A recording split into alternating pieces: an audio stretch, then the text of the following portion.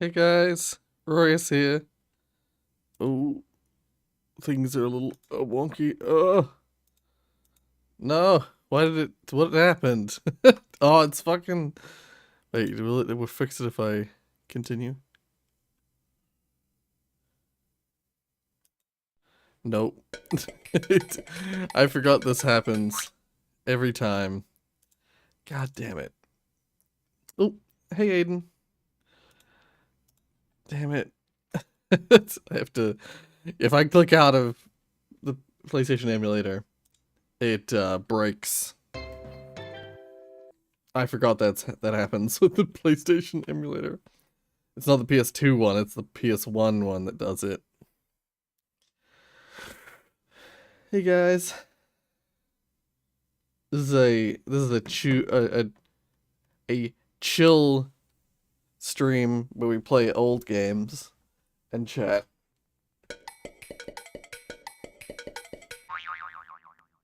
Oh, you're seeing this in widescreen now, like I would normally see it.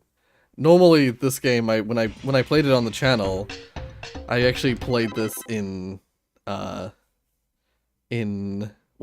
when I showed it to you guys, I showed it in 4:3 because that's the proper resolution.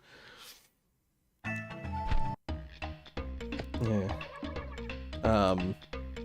No, I have Little Big Planet 3, but it's on the PlayStation 4, so I haven't Firstly, I don't have my PS4 hooked up to my OBS.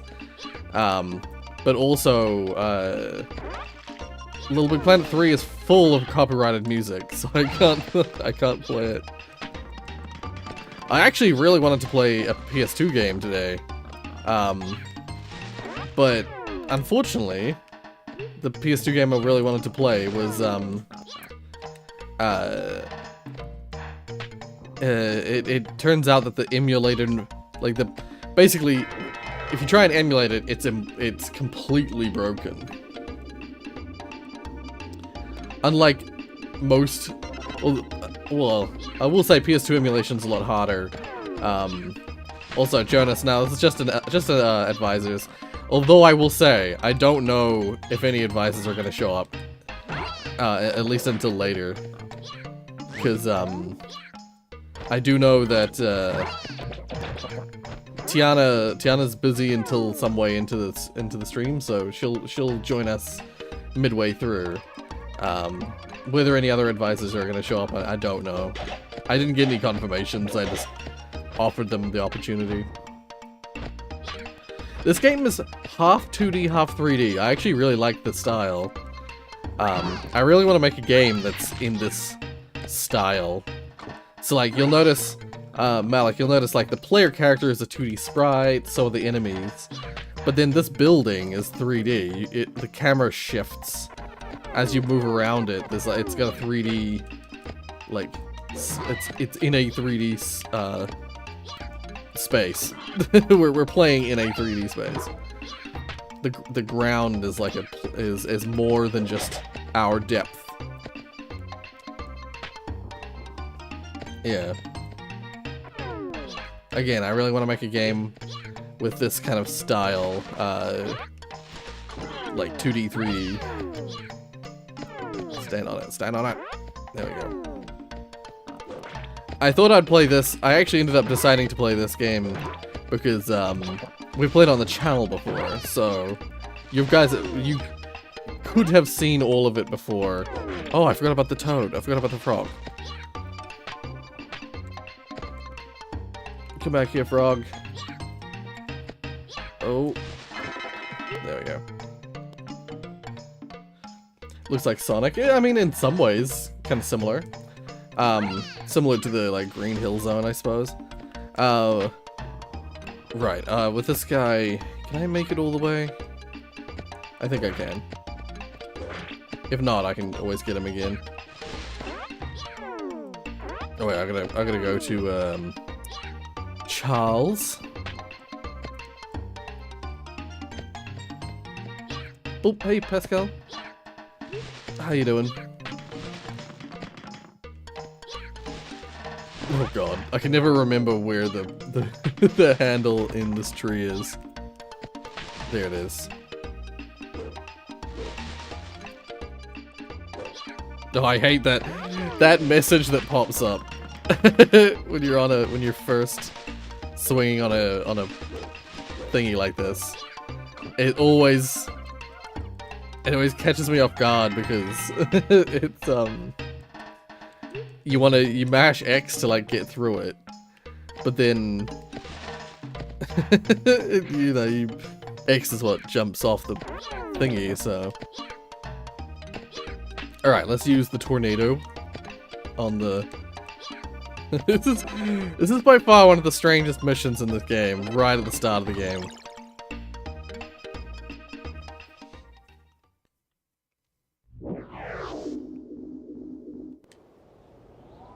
I'ma skip it. A tornado clears the fog. Oh, actually, I can't skip it. I didn't know I could. I thought I could skip these. Apparently, these cutscenes are required viewing.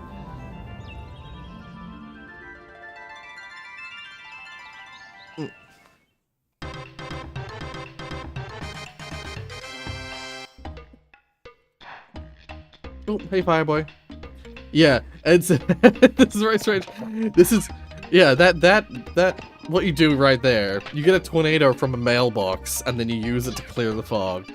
It is the strangest mission. I would say it's the strangest mission in the game. It happens right at the start of the game. Yeah, I don't think I have what the monkey wants yet. Charles, the monkey. Like, this is a strange game. Like, there's a lot of strangeness in this game. But, like, nothing is as strange as the tornado to clear the fog. And it's implied through a mission that we're about to actually do. We're about to finish. Oh, not there. It's implied by a mission we're just about to do that we keep everything in our pockets.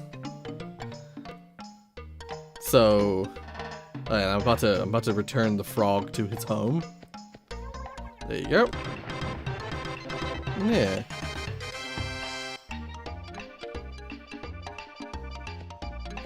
You just can't wait for my tornado to arrive. Someone bought and paid for that tornado, and I stole it.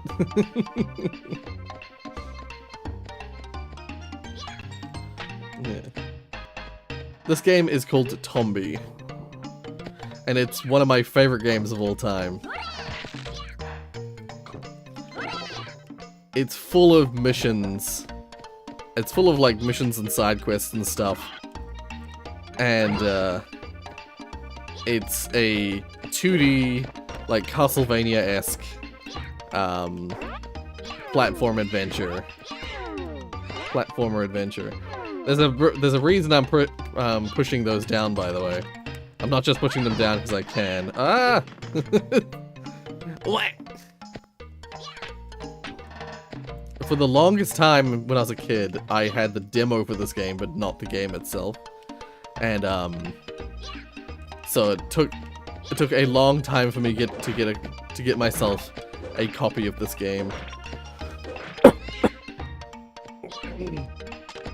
It took until I was an adult, you know.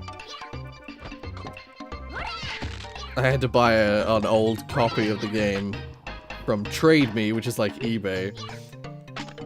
It's like New Zealand's eBay. Oh, I'm gonna talk to this guy.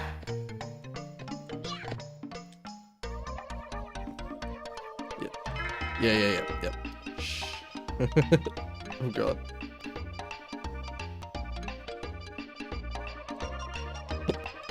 Oh god. Alright, he tells you to... I forgot about that. I always usually do... I don't usually bother talking to him until the very end of the game, so it's weird talking to him at this point.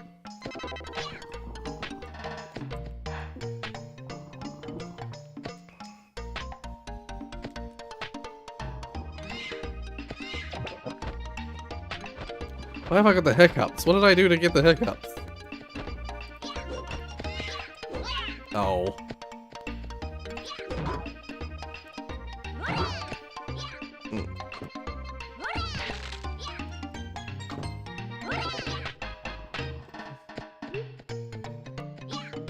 Oh, that's right. That's the thing that comes up later.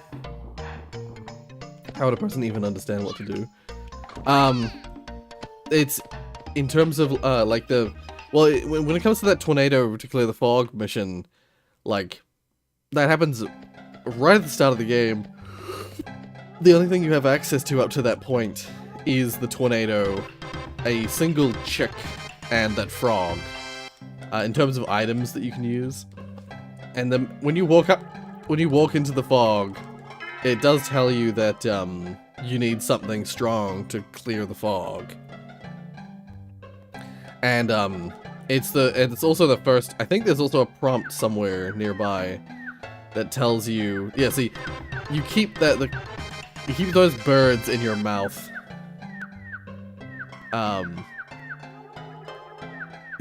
In our stomach.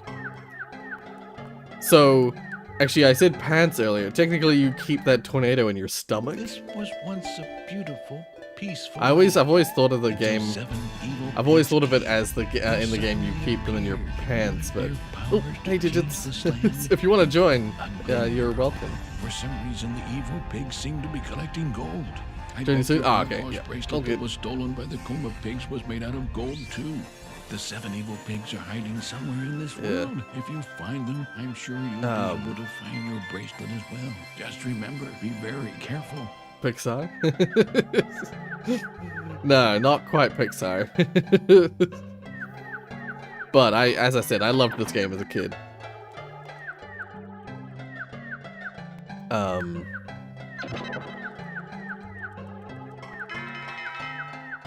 Yeah, Tombi. Yeah. Or it's known as Tomba in most places. But in Europe, and because the PAL version that I have in New Zealand and Australia use PAL, which is the same as what the UK uses. So we get the same version that the UK gets, and because in Italy, which uses the same PAL version, the tomba basically means tomb in Italian. Yeah, anyway. This is the guy who was hiding nearby. Yeah, because the word tomba means tomb in Italian, tomba, they decided to change the name in the European region. Yeah, they named it Tombi in that region instead, so that there's no word in Italian that is Tombi. At least as far as I know. And so, yeah, that's why it's called Tombi in the PAL regions.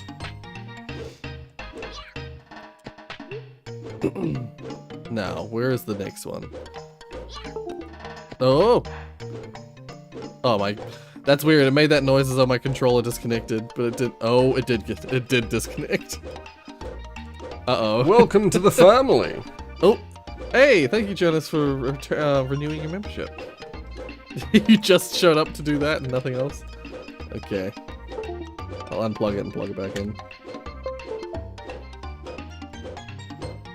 Uh-oh. Oh, hey, Rocky. I am stuck in a perpetual spin. Nah, wait, what's the buttons for quick saving, quick loading?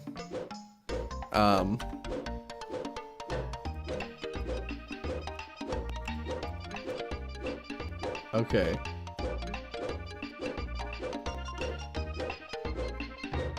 Okay, I think I've got it saved. I had to close it. I'm pretty sure this is an issue with the PlayStation emulator. At least the version that I have. I haven't updated it at all since I downloaded it. There we go. That's right. Yeah, so we got the 100-year-old key. So we stopped by the 100-year-old man. We talked to him about the Cone Pigs, the bad guys, and now we have the 100-year-old key, which opens those basic chests, the basic brown chests. And there's a couple of them. Oh, I don't know if I can actually reach this one. The 100-year-old man. We will meet the 1,000-year-old man, don't you worry. But we've just met the 100-year-old man. I don't think there's any other chests I need. I've just got the 100-year-old bell, which is a special item that when you use it, takes you to the 100-year-old man. 100,000 million. No, there is not a billion-year-old man. One of these ancient games. This is the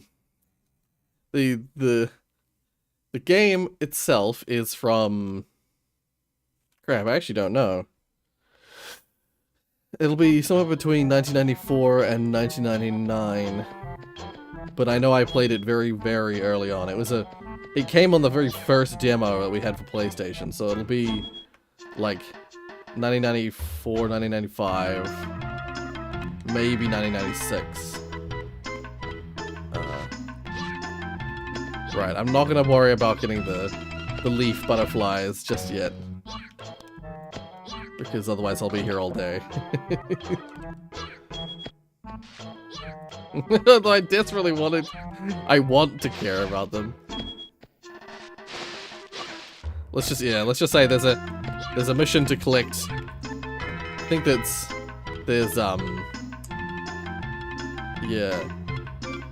23, 24 here. I can't be bothered getting all of them right at the moment. Yeah, we're learning dwarf. We're learning dwarf language by attacking these dwarves. Actually, no, the reason I always do it now is because this forest gets full of pigs later. So if I don't do it now, it's gonna be a real pain in the ass to to get these leaf butterflies.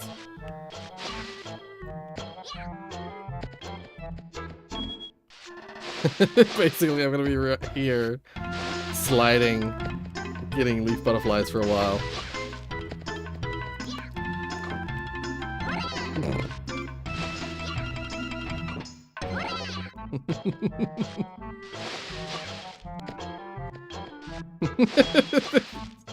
With this music playing as well, it's really funny.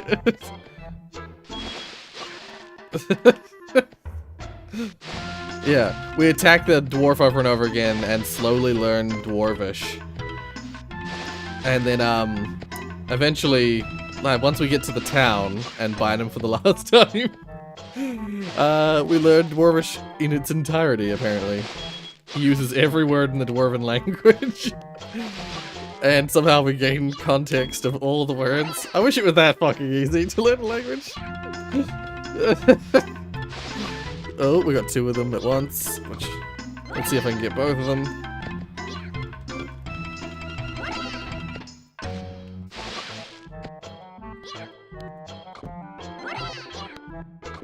Okay. How many do I have? I don't have all of them, I know that. Ah! I just really like the way this game plays. I like it a lot. It's weird and fun and yeah. It's from my childhood. Old PS1. Is this what it feels like to chew 5 gum? Yeah. Mario could never. Yeah. This is what Mario wishes it was. It's this obscure zombie game from the 90s.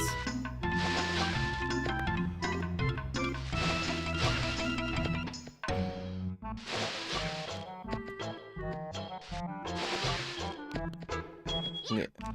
Alright. I will talk about more stuff to do with me and to do with the channel a little bit later. Once I have a few people here, or at least Tiana here with me. So I know she's concerned, and I would like to address that, but I'll talk about that later. For now, we're collecting leaf butterflies in Tombi. How many do I have? 16. Okay. I guess next. Yeah, no, don't worry. It won't be for a while. So, yeah. Yeah, actually, this would be a great time for people to grab snacks. If you need to grab snacks, or if you want to grab snacks, now's the perfect time. But I say snacks, I just mean whatever. Food, snacks, beverages. I've already forgotten how many I've got. I think I got 2 more, so I think I have 18.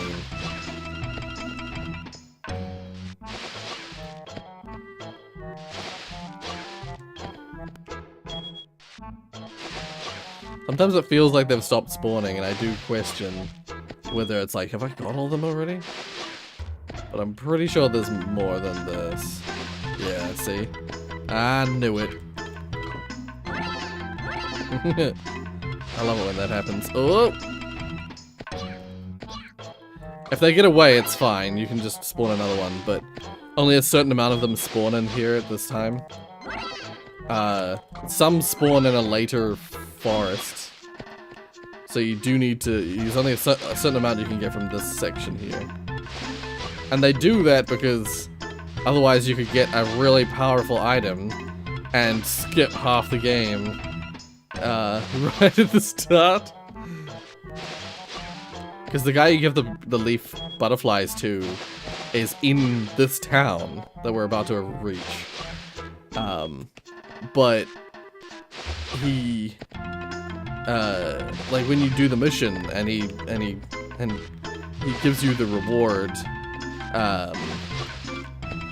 he takes you to a village, a completely different village that's like past a barrier that normally you have to fight the first boss to get past. And the first boss is like, once you get to the bosses, that's like hitting towards end game.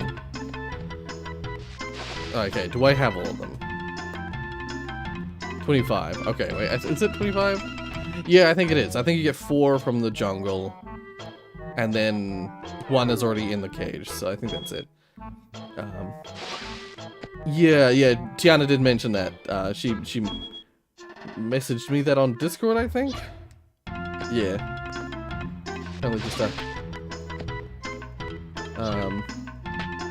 you two shall apparently just never have the same timetable. Yeah. It does seem that way. It's the thing is, we used to have the same timetable. Well, it's more that Tiana was always available in the past, but now she's become a busy lass. Lass? A busybody.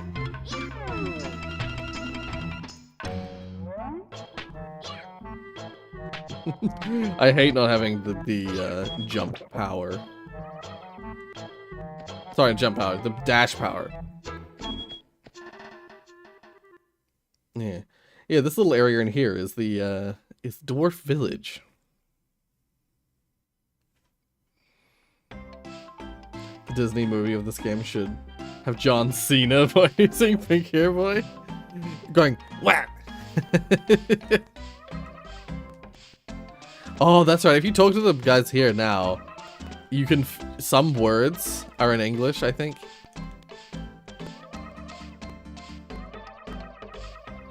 See, some hog knew I was Abra to Gnee. Some of it's in English and then some of it's in Dwarvish. Oh, yeah, just in a couple of little areas it goes top down. It only does that in areas where you're completely safe. There we go. Let all Dwarvish. Yeah, when top down typically happens in the towns. Wow, you can understand the dwarf language? Yeah, probably. Yeah. Some dwarves are stuck. We have to go help them. Now, like, what do I bring the monkey for the first time? I've forgotten what you do there.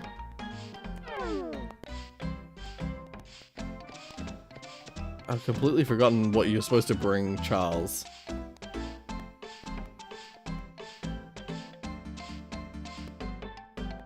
Oh,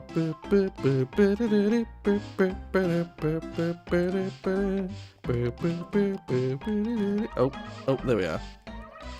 I'm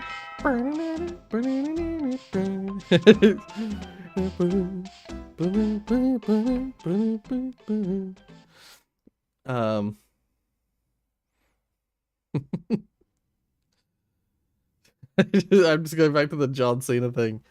Imagining John Cena just going like, whack!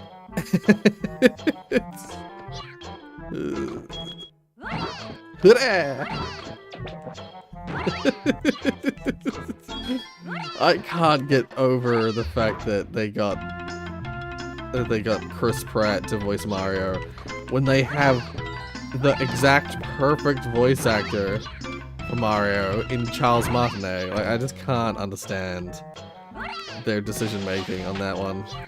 They just wanted an A-list celebrity, so they got Chris Pratt to voice Mario.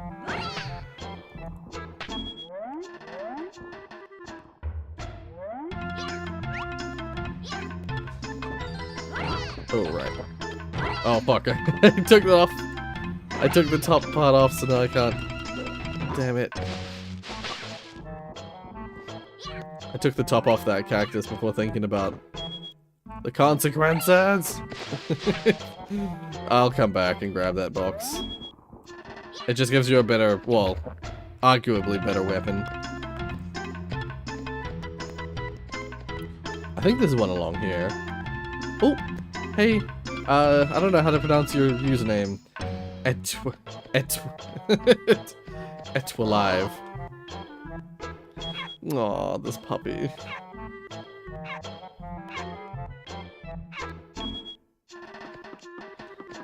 I said busy lass, not bass. I didn't call her a fish.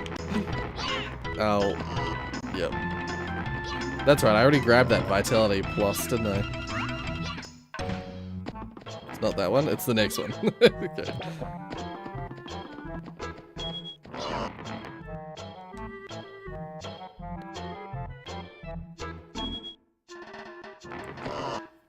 Then T, then ETW.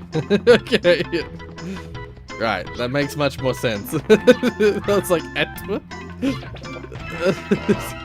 Oh. Oh, right. I accidentally did that mission.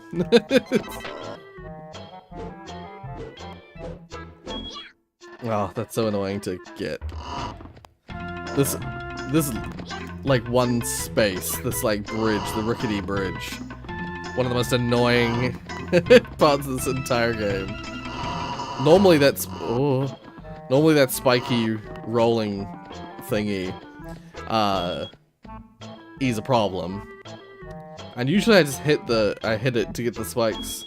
Get rid of the spikes, but then sometimes you can break it by accident. Oh. Oh yeah, the puppy, yeah. I don't think I have what I need to get to the puppy yet. Or do I? Oh, no, never mind. I got the puppy already. And a box that I can't open yet. The puppy looks hurt. Yeah, I'm gonna take the puppy back to the dwarf village.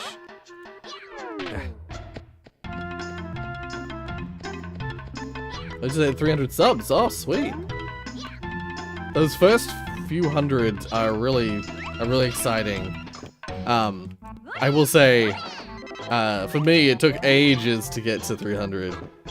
And then it took me ages to get to like 400. And then suddenly I released one video that took me to 2,000. And that's just so typical. You have one really like successful video and the channel explodes. But then for me, some people it happens repeatedly. For me, it's only happened once. So yeah, okay. Puppy, bring the puppy to the doctor. That's the thing. Once again, like there's a few missions in this game where it's very much not laid out for you. You have to learn that if you talk to this woman, she'll tell you she's a doctor. And so you just have to interpret that and the fact that the kid says the puppy looks hurt. and put 2 and 2 together and bring the puppy to the nurse. It does sort of help you a little bit by making it so that the puppy will only stay on your back while you're in the area. If you try and leave the area in any of the other ways other than the dwarf village, the puppy will leave your back and return to its position. So it does lead you to bring it into the village, but other than that, it doesn't guide you really at all in how to solve that. Which, I mean, it leads to the kind of intrigue and the satisfaction of solving the riddles that this game gives you. But it is rather obscure. People were asking before, like, how the hell would you figure out to... Okay, yep. Something's cooking. Yep. I need to bring a water bucket to this fire. I'm swinging on these things because they're dwarves hidden in them.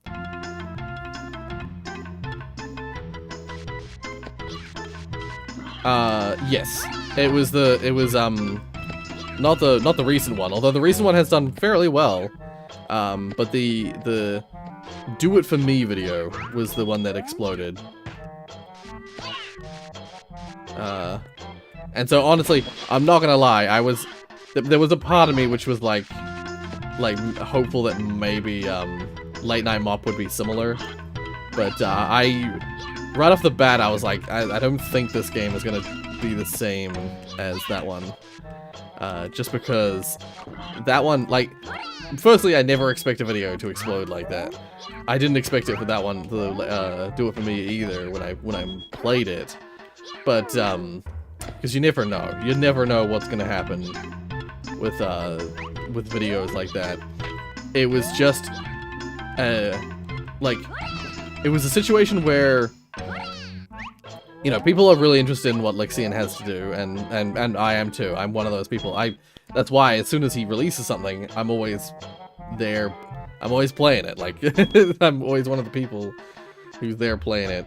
Because I'm interested in what he does and his expertise. And, you know, I'm there watching his videos when they come out. But, what the hell was I gonna say? Right. Yeah. I knew that, as I was saying, I knew that this one wasn't going to be quite the same as the previous one because, the first one, part of the reason it was so successful for me is that only a couple of other people played it.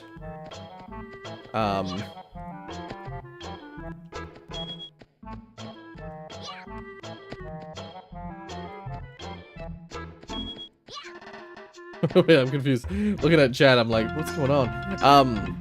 Yeah. Do It For Me wasn't a game that is typically played by YouTubers. So, you know, it's not like see, Late Night Mop is your classic horror thing played by a lot of YouTubers. It was designed to be similar to Mortuary Assistant, which was played by a lot of YouTubers. It also happened to have problems to do with monetization, but that's another story. Did I get the bucket?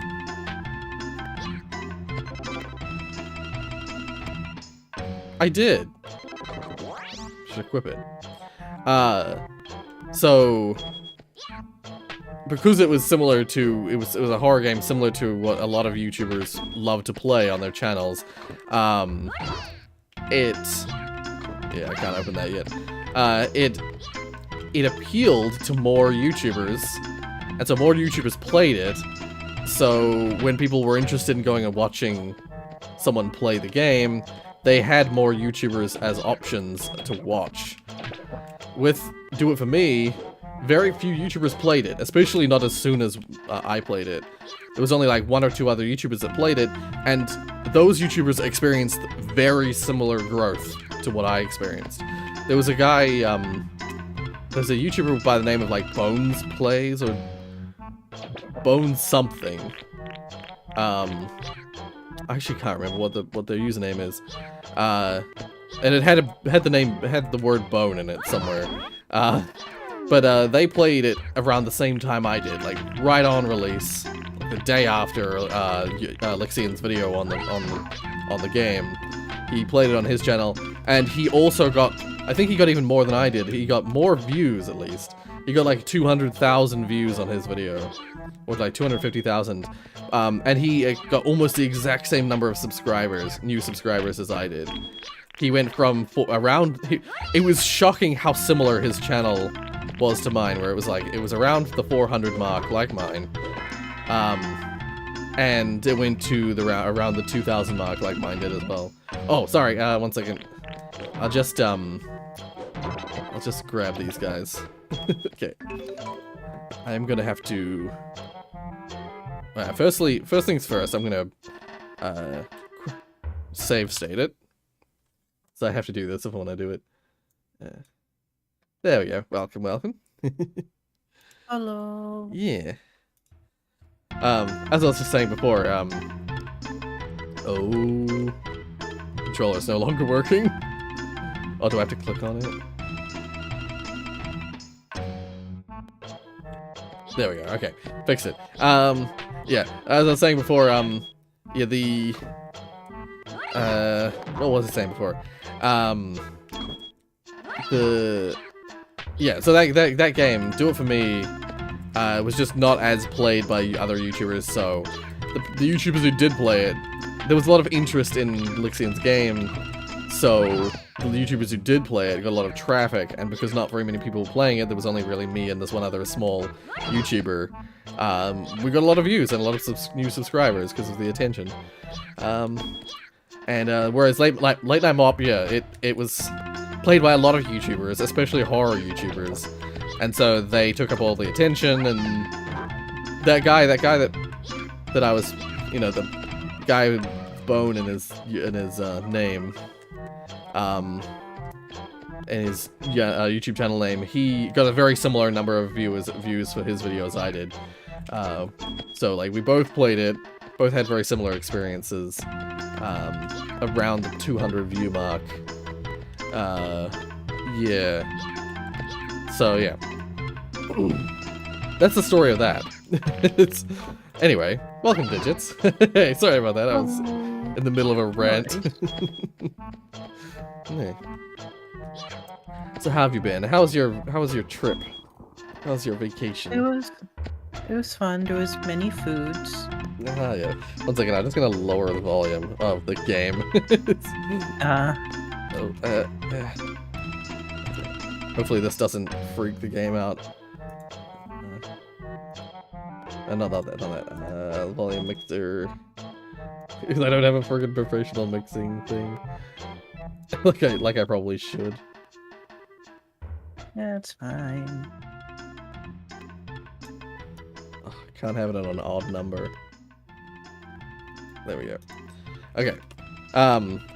Yeah, so many eats, many interesting views.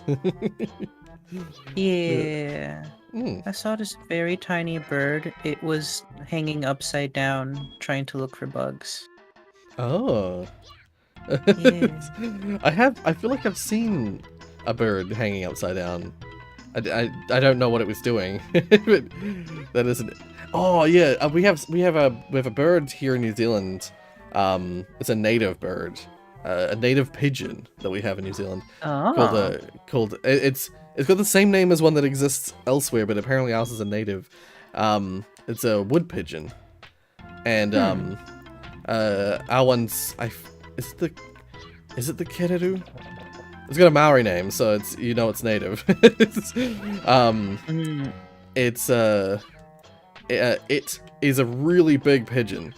Like its body is like the size of a what's another similar bird size? Like an eagle or a falcon. Yeah, it's a really big bird, but it only eats fruits and stuff like that. It likes berries and fruits, so it's not scary like an eagle or a falcon. But I'm gonna hit this. Yeah, it often is quite heavy, so when it has to grab onto something to eat, it will often have to sit, like, it has to grab on from below and, like, hang to, like, eat whatever it's trying to eat. And then, but then there's this interesting scene you'll see when that happens, because they then have to very rapidly, like, get off of what they're, like, let go of what they're holding on to, and, somehow, oh god, I'm stuck in this situation.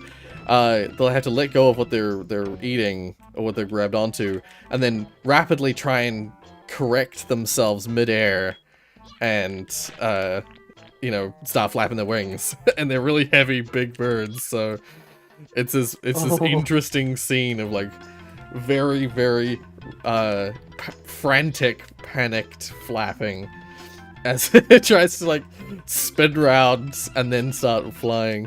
Yeah. Interesting. What an interesting bird. Yeah. We see it because we have these like palm style trees at our house, and the wood pigeons really like the berries that form on palm trees, and but they're real, like, palm trees don't have any, like, branches to hang on to, so they have to hang on to the, like, pod, or the, like, the bunch that is the berries itself. Because, like, basically when a palm tree has it goes to spread itself, it creates this huge pod, which then, like, splits open, and it's full of, like, these little branches. It's like grapes. You know how grapes have that, like, interconnecting branch system to, like, hold on to all the grapes. Yeah, it's like that. And so the pigeon has to hold on to that while it's eating the actual berries on the pod. And but yeah, so they often end up upside down. And it's quite a sight to see. It sounds like it. Yeah. And so yeah, I remember, at least, like, I've seen that with my own eyes at least once. Like, this fucking huge pigeon trying to desperately do that. All right, now I think I'm missing one dwarf. Yeah. Is there anything else? Any other interesting things you saw?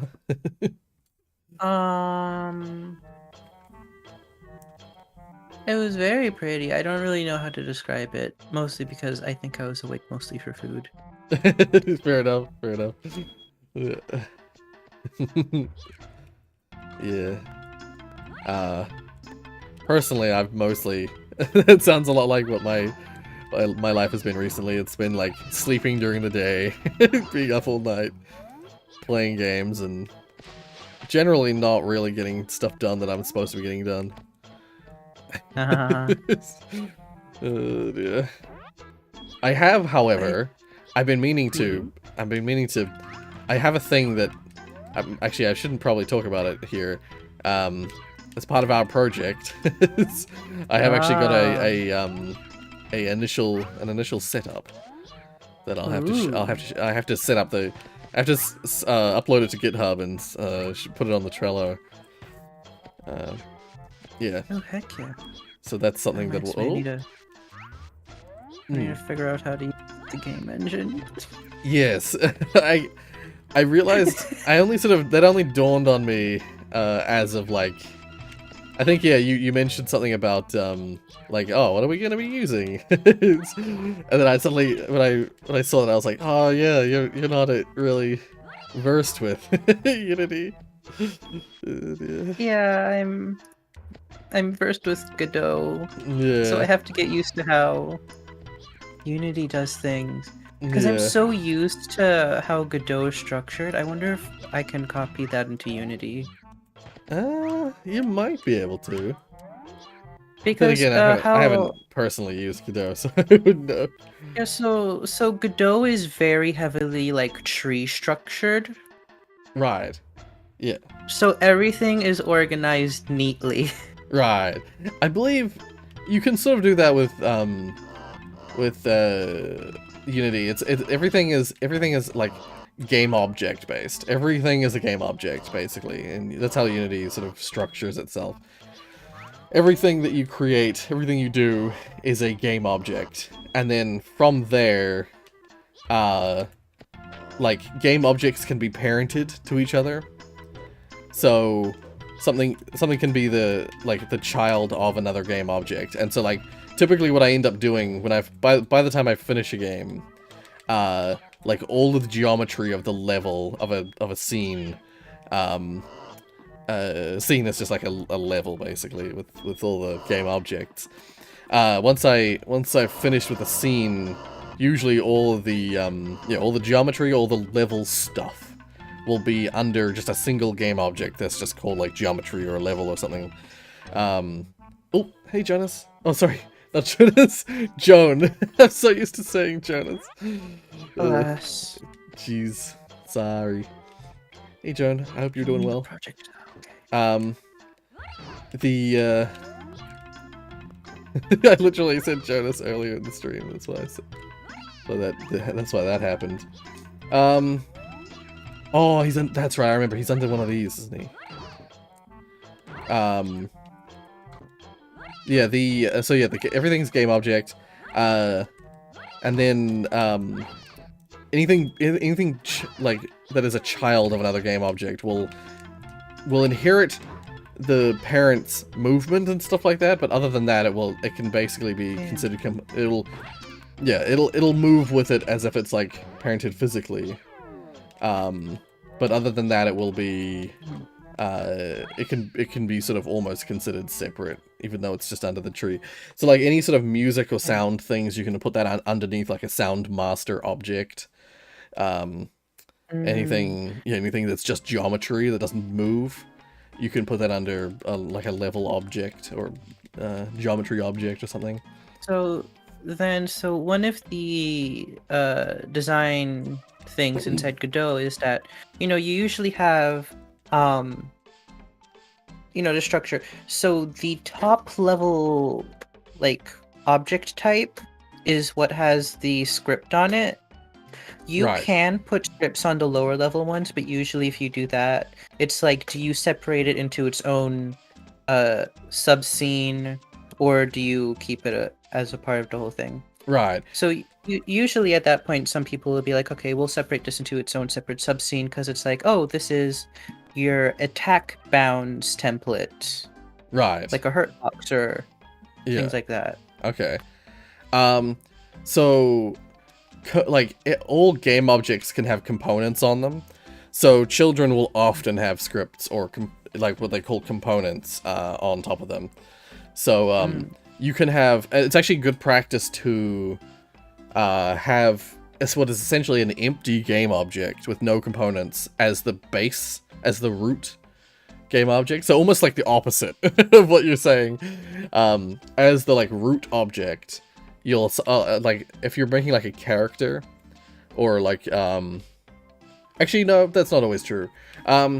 If you're making like a character or a thing with graphics and also movement or physics, you make the base object have all the main code, things like how the character moves and how the character interacts and stuff like that. You have all the code on the root object, and then on the objects below it, on the object's child that are the children of that object, you have the graphics and any other like effects and stuff like that as children of that parent object with all the code on it. So, but you can still put code on the children objects, and sometimes it's valuable to do that just because it makes the code simpler. Because if you're wanting to make something happen in, like, let's say you want a particle effect to happen every time you attack, for instance, you can either have the code on the parent, on the root object, and have it reference the particle effect that's at one of the children of the object, or you can have the code literally on the particle effect, and just have it either check back with the previous code or have you could have links between the code pieces to tell them what to do. And Okay, one thing I will say is that where that happens the most is when you have hitboxes that are on children of an object that need to have separate code, basically. So you can have like a hitbox on the main, like, let's say you're making a character, but you want to have like a foot check. You want to have a check to make it that when they land on a surface, that it will it'll enable jumping or something like that. You want to have a special hitbox that's just for jump checking, which is very common for like platformers. You need to have that as a separate object because you can't have more than one hitbox on an object and have it act differently. So you can have multiple hitboxes on a single object, but they'll all act as one giant object, one giant hitbox. Because the way the code works is that it just checks it checks the hitboxes. I actually think, see, in old Unity they used to say don't put more than one hitbox on an object, because I believe the way the code works is that just if something hits your hitbox, hits a hitbox on your object, it calls a piece of code. So if you have it calls a piece of code on hit, basically on object collision. It's technically on collider. Is it on collision? I have to look it up. I always forget the hitbox collision code. Yeah. So does Unity have like signals? Yeah. Well, yeah. It has a lot of built-in signals. So Okay. yeah, stuff like if you're wanting to check collision and stuff like that, or if you set a hitbox to a trigger, it will, instead of calling the collision script, it'll call the trigger script. So on trigger enter, on trigger exit, on trigger stay. Those things are called automatically if you have a hitbox on an object, and then all you have to do is on that object in a piece of code, you need to have a like on a script that you add to that object. You need just a script to have on collision enter, or on trigger enter, and then do something with that information. But yeah, any piece of code can have that on trigger thing or on collision, but it will only get called if a collider is on the game object that it itself is on. That the code itself is on. So what that means though is that if you have foot detection stuff, what usually is the case is that you want it to have a separate, system for collision detection. So what you do is you make a child object of the main character object, have it sitting exactly where the feet are, on your character. Have it just an empty object that just has empty game objects always have an origin point in the world, or relative to a parent. And so you just have that sitting right where the feet are, and you have a collider, or you have a trigger, like attached to it, that then just has an on trigger check if it is touching an object that is like the right kind of object. You don't have to make a check whether it's the right kind. You can make it just check anything, but usually you want to make sure that it's like a geometry object, or like an enemy or something, and then you just basically send back, like, to the player, to your parent. Basically, you want to send back to a particular script on the parent, change its value from true to false, or false to true, or true to false, or whatever. And then the parent object, whenever it does a jump check, just checks that boolean that you might have just changed to allow you to jump again. Yeah, that's the case. That's the case in which I've used like code on children the most. Yeah. Okay, yeah. So it's similar in that aspect, because in in Godot, inside like docks and stuff, it's just like you can call downwards but signal upwards. Right. Yep. Yeah. Well, the thing is, you can do it both ways if you really want to, but well, you can. yeah, But its most common case is the same in Unity. Yeah, where you usually the parent will have references to the children, and so it can like reference, it can talk to or do stuff with the children, but the children usually have to have a very specific, like, yeah, like they just change a value in a parent object of some kind. And the only case I've really ever used it is in the case of the parent being like the player, and the player is usually referenceable by everything. I usually make the player referenceable by everything because I'm lazy.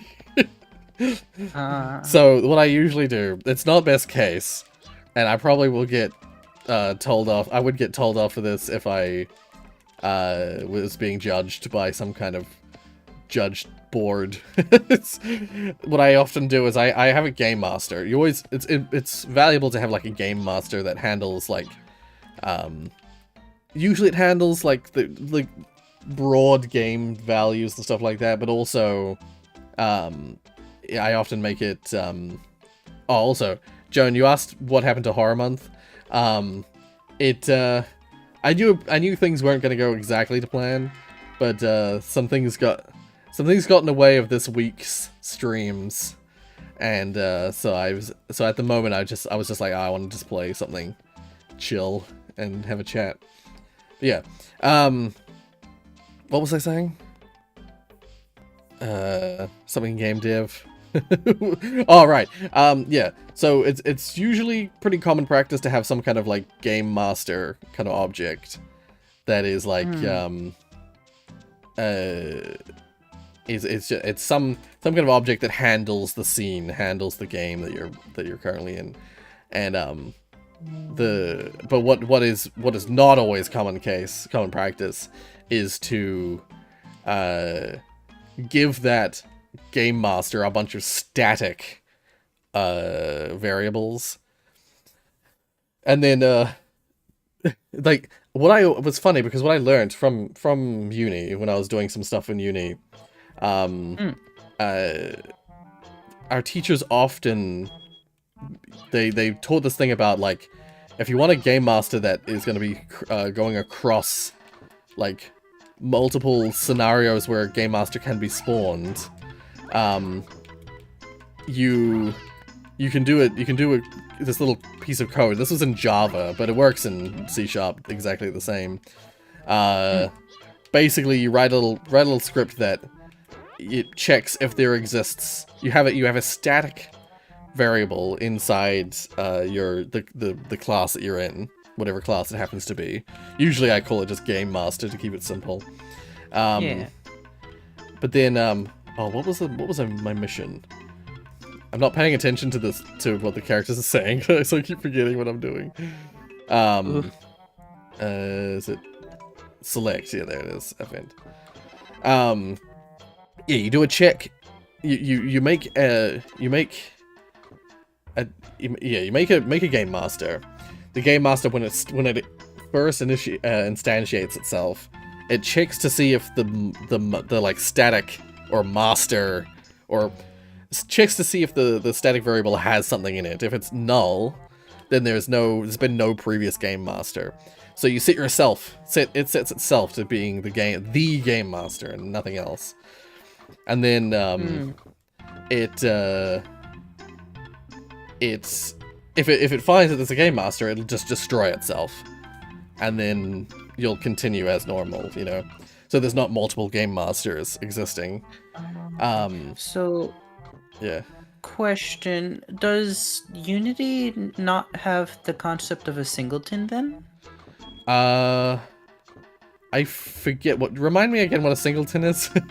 So a singleton, at least how I understand a singleton inside Godot, is that it is a scene or object, or game object inside this case, which is loaded automatically upon the game starting. Right. and persists throughout whatever you do. Right. Well, so that exists. That does exist in terms of like you can make objects, because normally Unity, everything that you load is in the scene that you're in. So like the scene itself has a bunch of objects in it, and that's it. Things don't usually persist between scenes. So when you load a new scene, everything from the previous scene disappears, and a whole set of new things load. Basically, every level, if you build it like that, every level is essentially can be its own game. So you can have all unique code for every scene if you really want to. And all new unique objects for every scene. But that's not best practice, of course.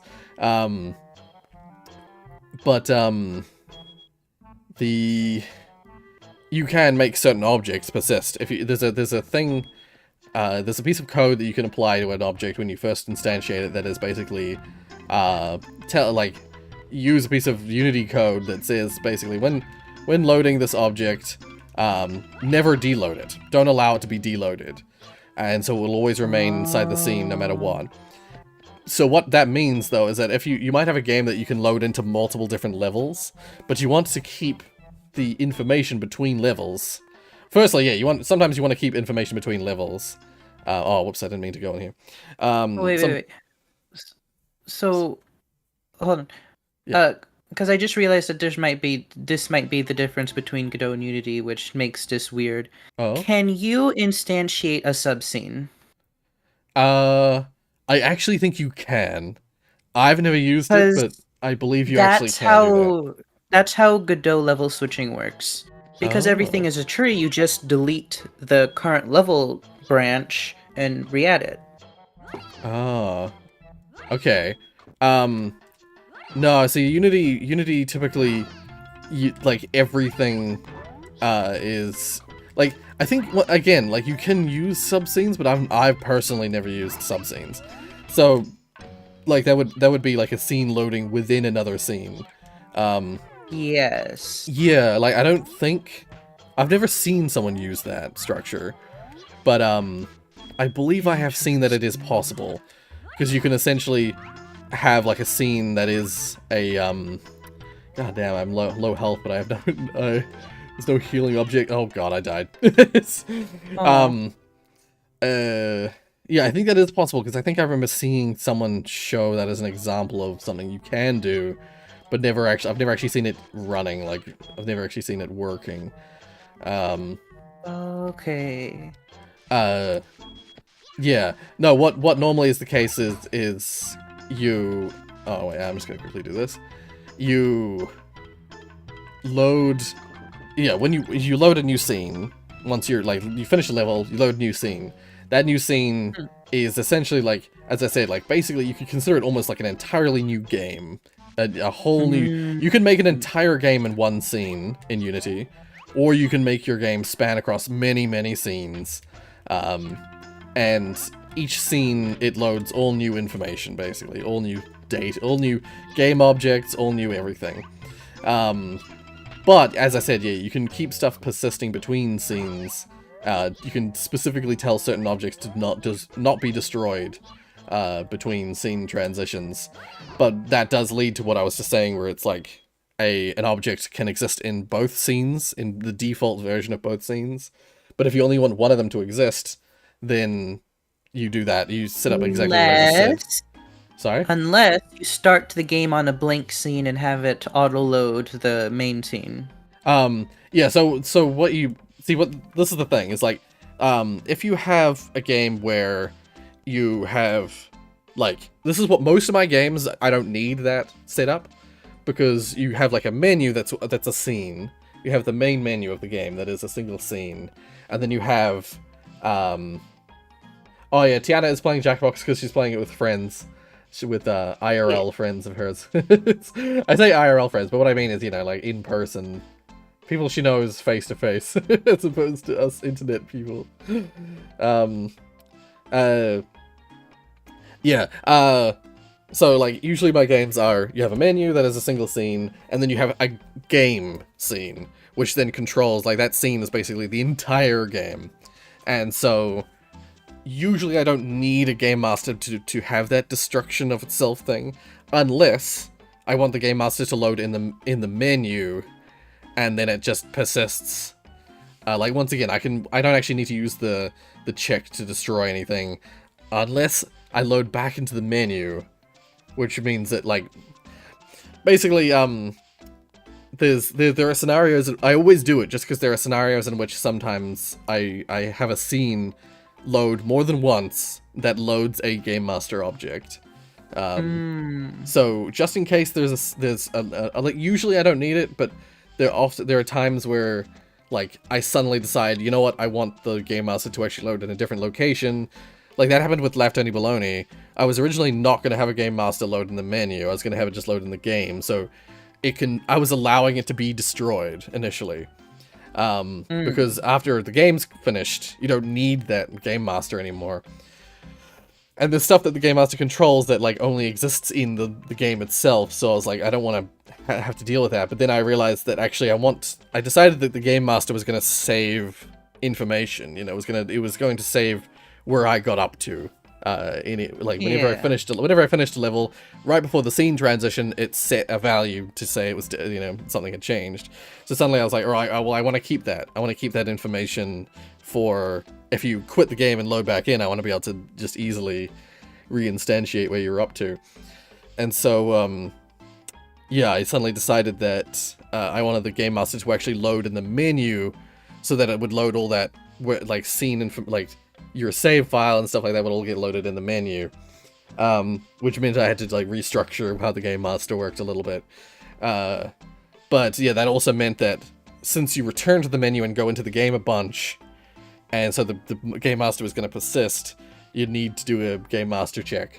And if you have a game where you don't know where you're going to load into, but you want, like, let's say you have a menu, you have the same structure where it's like you have a menu, but then the game itself is split across a bunch of scenes, and you can start in any scene you want to start in, but then also when whatever scene you start in, you want to have the master persist between scenes, then once again you need to put a game master in every scene, and then have it check to see if there's already a game master or not. Between each scene. That's usually the scenario that people have, is that they have their games split across. Yeah, they have their games split across like 10 different scenes. So for every scene, they need to do that check and swap or switch out or whatever. Yeah. So that's usually why I have the game master do that kind of thing. But yeah, like that, and that's the scenario in which you want to have like things persist between scenes. Yeah. I do find that interesting because because you're manually placing the scene manager into the different scenes. Yep. And then so if I describe how Moondust works. So actually when you launch the game, it actually loads a blank level. Right, yep. Okay. And then in the blank level is literally just one blank node, an empty, basically. Actually, it's not even an empty because it doesn't even exist within the physical world. It's weird. Right, okay. Yeah. Yeah. But so because the scene manager is labeled as a singleton, it gets loaded as soon as the game starts. Right, yeah. And on the scene manager, its onReady function tells it to load the menu. Right, yep. So as soon as it starts up, the menu's loaded. And then as soon as, you click on a button in the menu, it signals to the scene manager, hey, I want to switch scenes. Yeah. You can do something similar to that. Depends on the kind of game you're making, I suppose. Yeah. What I will say is that, like, my Brew the Perfect Tea game kind of worked like that, except it was very much like a mock-up kind of version of that, where it's like, I had the menu, and the game, and the ending scene all in one 3D space. Because it's 2D, but like Unity's always 3D. You can make it look 2D, but it's always technically 3D. So what I had is the main menu was actually like, oh, who's this? What was I saying?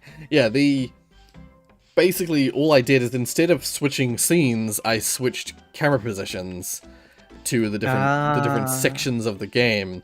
So like I didn't need to have any checks in that game because I just like everything happened within that one scene, and the menu was literally on top of the game screen, and then all I do is when I start the game from the menu, it loads, it just turns on all the game stuff and turns off all the menu stuff. So the menu fades away and all the game stuff appears behind it. And then when you finish your making the tea and you switch to the end scene, all it does is it jumps camera position to another location that has all the ending stuff there. And then yeah, once the ending finishes, it jumps back to the start, but it's reset all of the like panels, all the like 2D panel things that I made to basically re-enter the menu.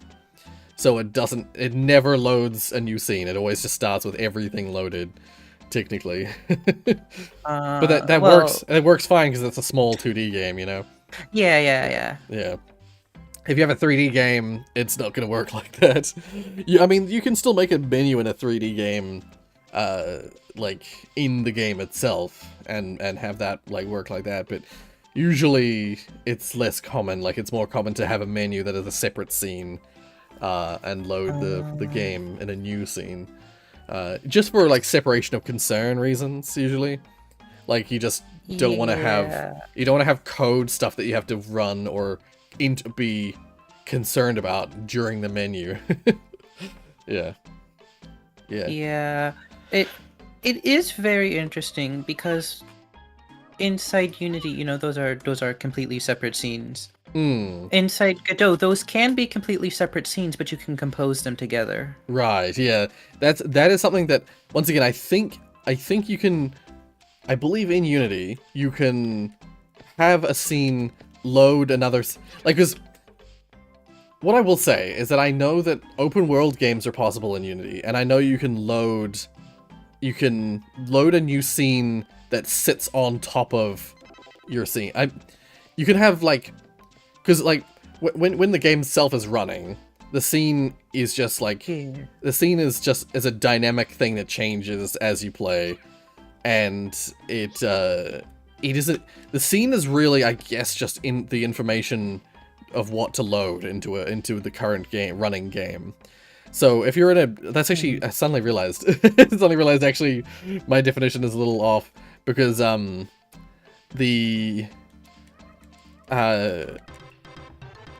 when you're running the game, you can totally load new scenes as you go, and not have to actually get rid of everything. You can load a new scene in, have it completely unaffect the original scene that you're in, and just layer it basically entirely on top of the scene that you're in. Okay. And you can actually also then deload an entire scene. That you're if you want to basically, you know, if you're in like a game like, let's say you're in Grand Theft Auto, it's, you know, like a big open world with a ton of stuff. Yeah. You can have like 4 scenes load, like the scene you're in, or let's say I guess 9 scenes load all at once. So the scene you're in, the space you're in, the geometry you're in, you can have that scene load and then have all 8 scenes around it load in. But I guess a bit like Minecraft as well. The chunks. If you can think of a chunk as being a scene in Unity, Yeah. but with way more code attached to it, like way more stuff. Not just blocks, not just singular blocks. Because like there's multiple ways to handle that kind of thing in Unity. You can either make it entirely scene based, or you can make it entirely prefab based, or entirely, well, usually it's prefabs. It's the other alternative. So the way I've done it in the past is I've had, like, you can make a bunch of game objects, a bunch of stuff, all into a what they call a prefab in Unity, and that is basically just, yeah, as you would expect from a name like prefab. It's a prefabricated like set of objects that you can load in as if it were a game object, a singular game object. You can load it in. Okay. And that's usually how people make things. Like, if you want a character to shoot bullets, you make the bullet a prefab, and then you basically give that prefab to your player or enemy object as its game object to load in. Okay. And then so that'll, like, every time you fire, it'll find that prefab, load an instance of it into the game, and that'll be what your character fires. And so you can do that with, like, that's what I did with Spare. Every new level you come to in Whisper, the game itself is a single scene, but every time you get to the edge of the screen, instead of loading a new scene like you could do, I had the entire level turn into, like, essentially a static image that then slides off the screen. Meanwhile, it's loaded in a new prefab off screen and slid that one in at the same speed, at the same time as the original scene. Slide it in, and then like, I had some trickery to make sure the enemies didn't, like, fall off and stuff like that, where so they, like, their physics is all disabled initially, and when it slides in, once it's finished sliding in, it, like, turns on everything on the scene. Okay. But basically, and then once that new scene is fully in, it just deletes the previous scene. And that was all done with prefabs. So Okay. yeah, I had prefabs of every level in the game, and then you just, like, load in and load out prefabs as you go. So you can have a single scene, but, like, multiple prefabs of loading in. But once again, every level it's possible to start every level like from like, you can I think the game allowed you to continue. So whatever level you were up to, did it have continue? I might have made that unnecessarily. I think no, it didn't. No, it didn't. I think it just had, I think you had to start from the beginning every time you started. So that wasn't a problem. But theoretically, if you wanted to have every scene accessible from, like, as the first scene, then you could run into that same issue where it's like you want the player to exist on every version of that prefab. So on every level, you want the player to start in a particular spot, and therefore you have a player character on every scene, on every prefab. Sorry. So then you might want to also, once again, check if there is already a player that exists when you load this prefab. Delete the new player so that it's only the one player object. Yeah. So that's another scenario in which you'd use the, like, check and delete yourself kind of thing. Having the game master a player character object. Yeah. But then also, if you want the game master to persist outside of the game space, and therefore you want it to no longer reference stuff. Like, I think this happened with Laftoni as well. Like, if you play the game and then you return to the menu, but the game master still exists, and you want it to no longer reference stuff from the previous scene, which is now deleted, so it's referencing nothing. If you want it to do that, if you want it to reset, essentially, all that information, you need to go through and null all those references, so that you can then check for null again when you start the game up again. That is something that I experienced with Left Any Baloney, because I made it so that the game master had access to the player and the pizza. Like, not the pizza pieces, but the pizza as a whole was referenceable by the game master. So when you exited the game, I had to delete the reference to the pizza. Otherwise, when you next go into next scene. Actually, I might not have nulled it out. I might have just replaced it. I think I got away with just replacing it with a new pizza every new scene, every new level. I think. I'd have to go back and check. Dun dun dun. No, I think I can just I think I'm up to the point where, oh, I know why. I was like, why do I still not have the dash in this game? It's because I skipped a thing, thinking I didn't need to do it, but I do need to do it. I just suddenly remembered. Okay, I'm gonna head back. But yeah, so that's a little bit of a lowdown on how scenes and stuff works in Unity. And okay, yeah. What I will say is that Unity is pretty flexible in that way. Like you can kind of do what you want to do. Pretty much you can make your game work in any way you want it to work, which is why sometimes when I'm given a question, like often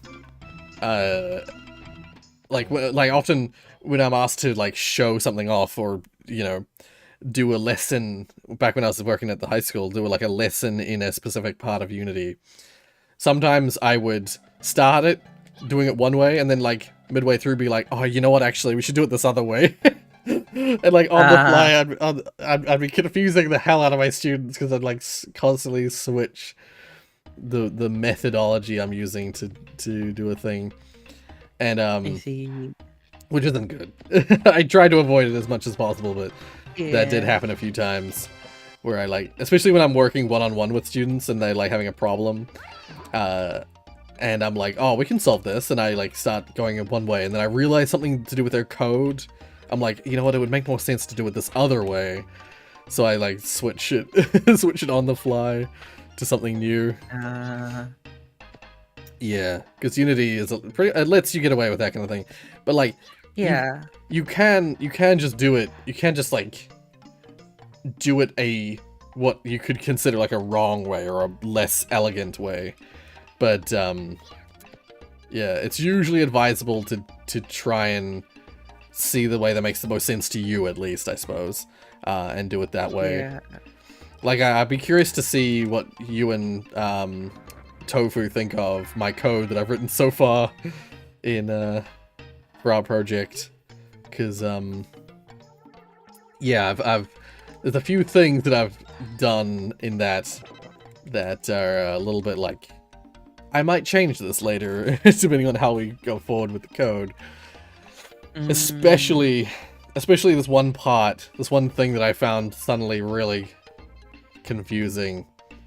I don't want to say too much because I don't want to give it away to the people. Yeah, watching. no worries. Don't worry. We'll roast each other and refactor each other's code. Yeah. Yeah.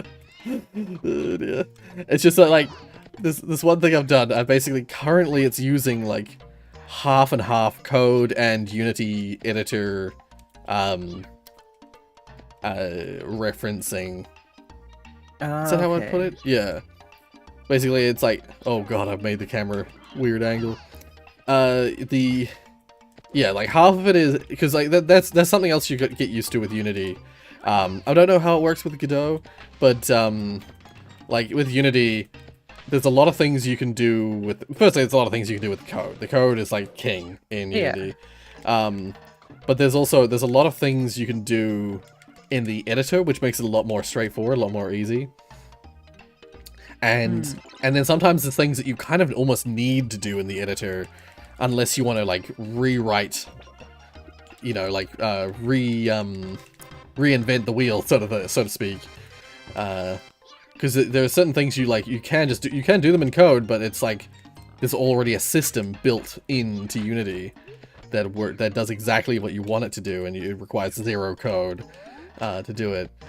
And then sometimes sometimes aspects of what's pre-built are like are perfect, and then other times and so like aspects of it are perfect, so I use those aspects, but then I like write the rest of it in code because I just want it to work a very specific way. So yeah.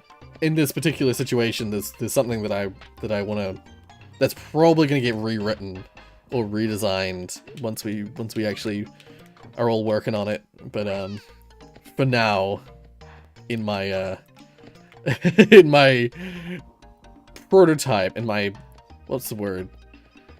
In my alpha build of the game, I've written it very Unity driven, just because it was a little easier to do it that way. Yeah, because there's definitely some things that are easier to do inside editor versus not in the editor. Yeah, exactly. In any given game engine, I'd assume. Yeah. Basically, let's just say if you've read the stuff we were talking about in the previous meeting, Yeah. yeah, there's let's just say there's a piece of UI that's in-world UI that you are going to be able to interact with very with the keyboard. You're gonna be able to interact with the keyboard. Yes. Okay. You know what I'm talking about. Yeah. That should have made it clear. That there is built-in Unity objects that can handle that kind of interaction. Interesting. Yeah, because the Unity has a bunch of UI stuff already built into it, and you can set that UI to be either in-world or have it be like on the screen. And so I want it to be in-world, of course, because I want it to be sort of on a thing. On an object that will be in-world. And so... Oh, did I ever go back and get that boomerang? I think I did. Oh, why did I do that? So yeah, like at the moment I'm using a pre-built Unity asset to make that work. And then I'm using some code to make it work the way I actually want it to work, because initially it was not working the way I wanted it to work. Oh god, can I do this? Oh, no, I don't think I'm tall. I can't jump high enough to grab that. Yeah, so what that means really is that I'm currently sort of hacking the way it works to be always...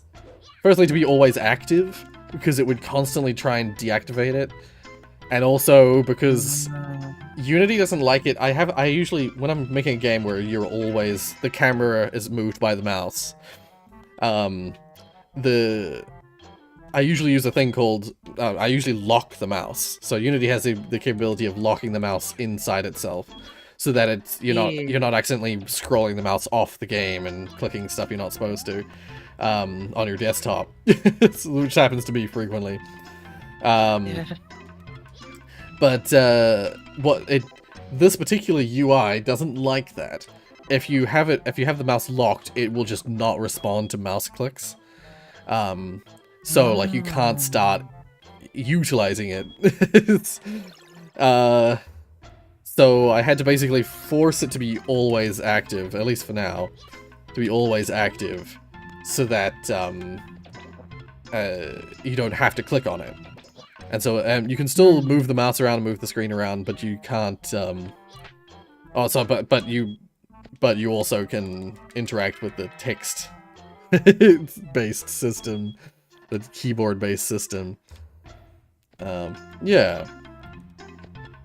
So that's something I had to like hack using. I want to be very interested to see this. Yeah. It's actually very simple. It's only like a few singular lines of code, but yeah. but it's very much like following it. I can understand being confusing because some of it's just like stuff that's just in the code. There's just like random single lines in the code, and then there's stuff in the editor which has been like ticked on or off, and like options and stuff in the editor. Yeah. So yeah, I'm curious to see what people think.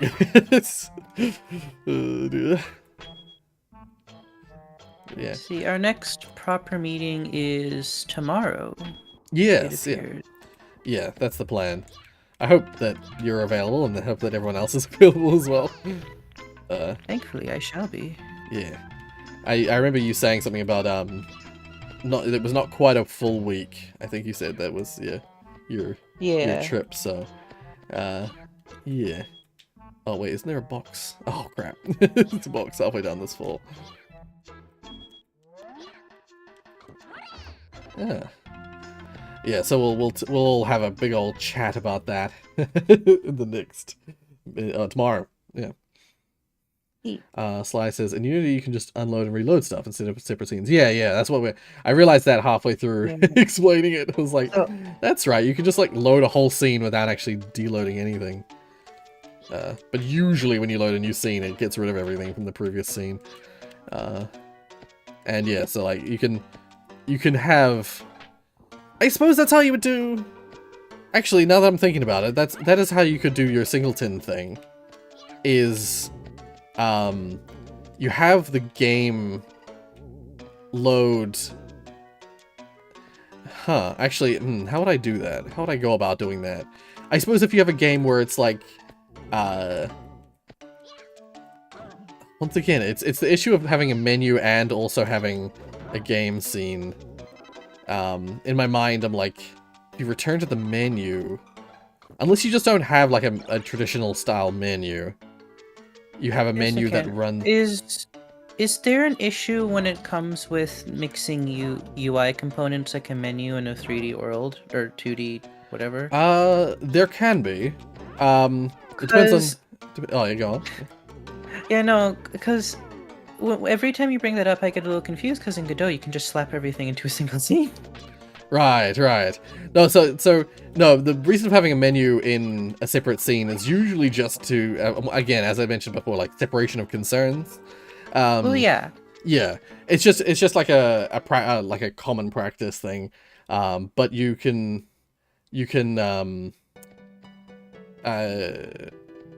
yeah, you can have your menu be in your scene. You can totally do that if you wish. And you can make like pause screens and stuff like that are just a menu over the top of your game.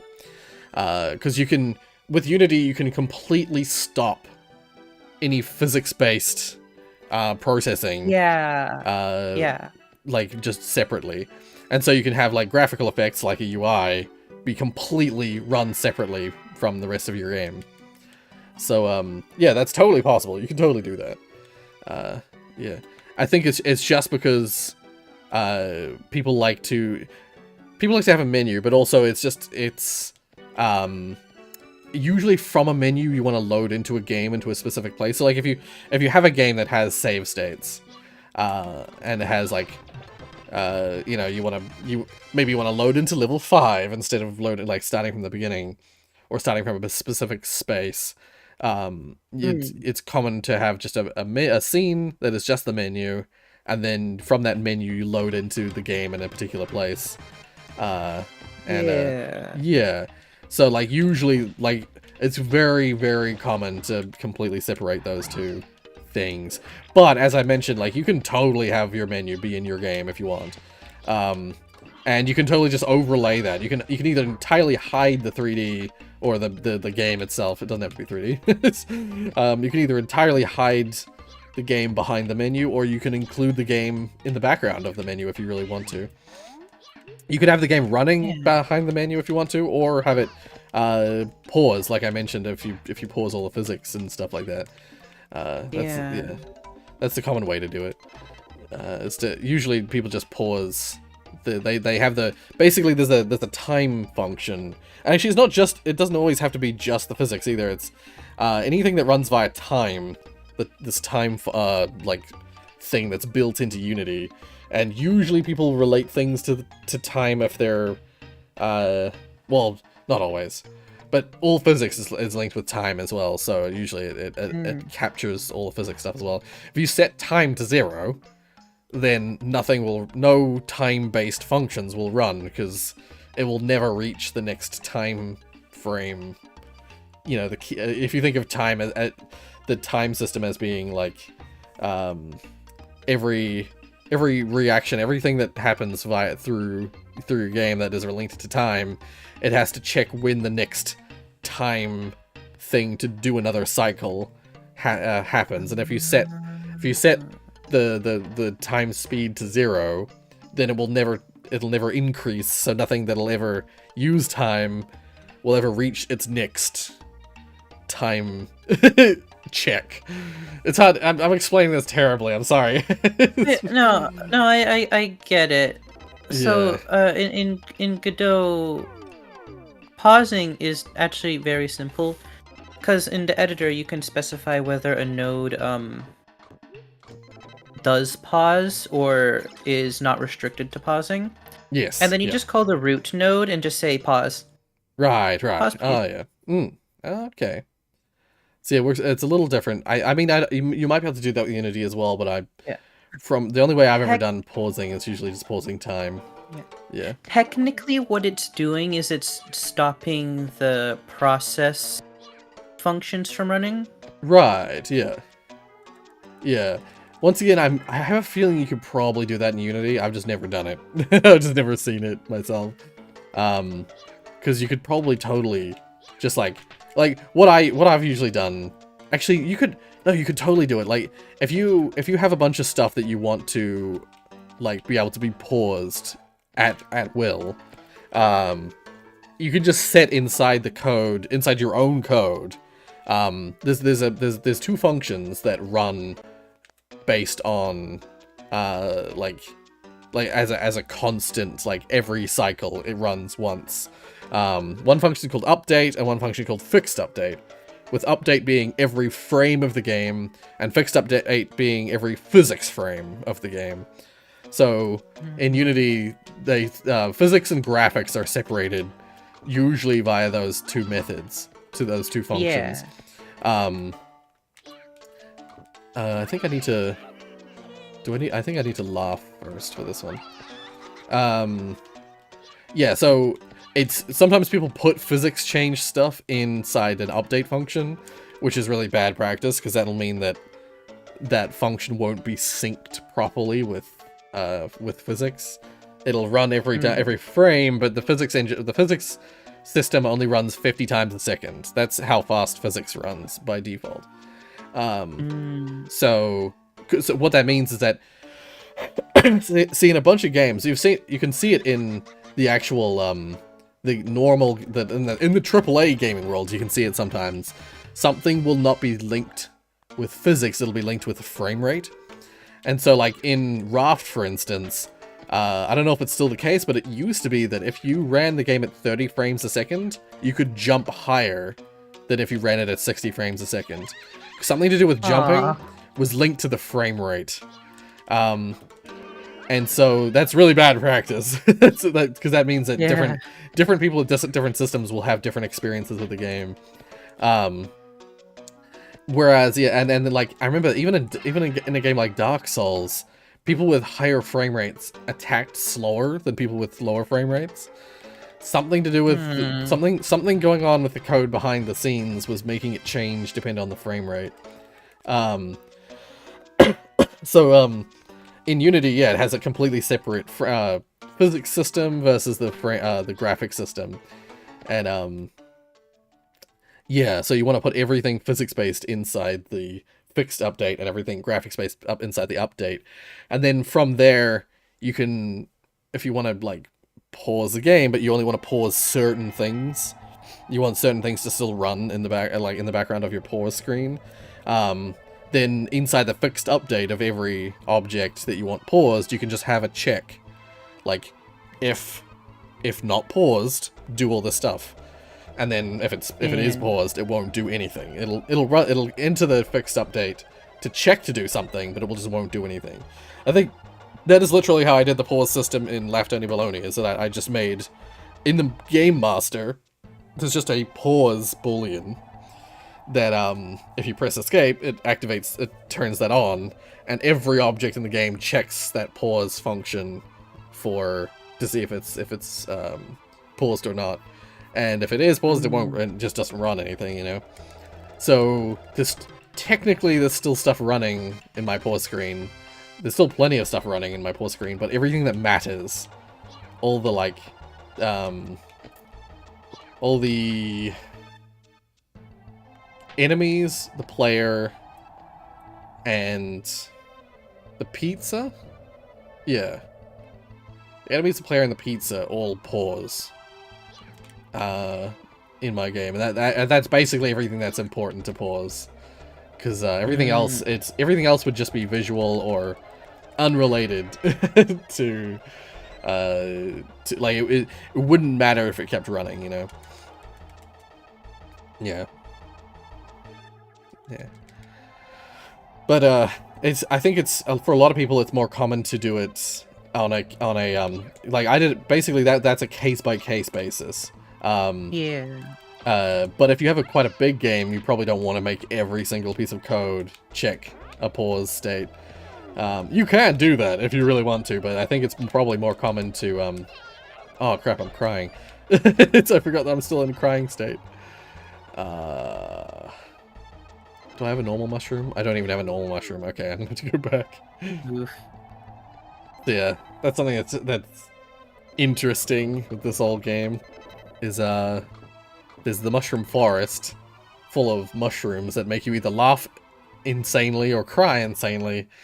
And once you eat one of them, you have to find a normal mushroom to heal yourself. But yeah, so yeah, like if you're making a huge game, it's full of stuff. It would be easy to miss. Oh, it would be so easy to miss something and have it accidentally still run while you're paused. So it's probably more common in larger games to have a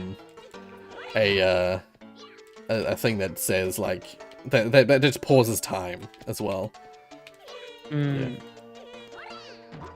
Because I believe that the rate at which the update and fixed update, well, very specifically fixed update, the rate at which fixed update runs is related to time as well. So oh, and actually that's something.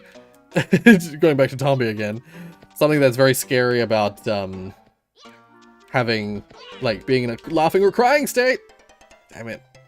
Laughing or crying state is, when you cry, your character runs forward indiscriminately for a second. And so, you can very easily... Oh, yeah, I've been cured. I'm cured by dying. I got cured by dying. Okay. That's one way to do it. Yeah, I can go back to where I was. What the hell is it saying?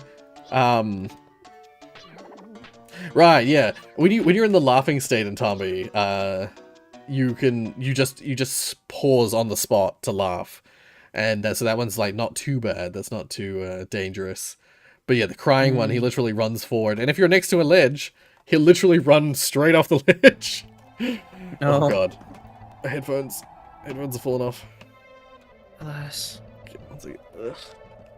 There we are. Okay. Yeah, this is a weird game, but I love it. It's one of my favorites. I just realized I picked up the pants earlier and I never equipped them.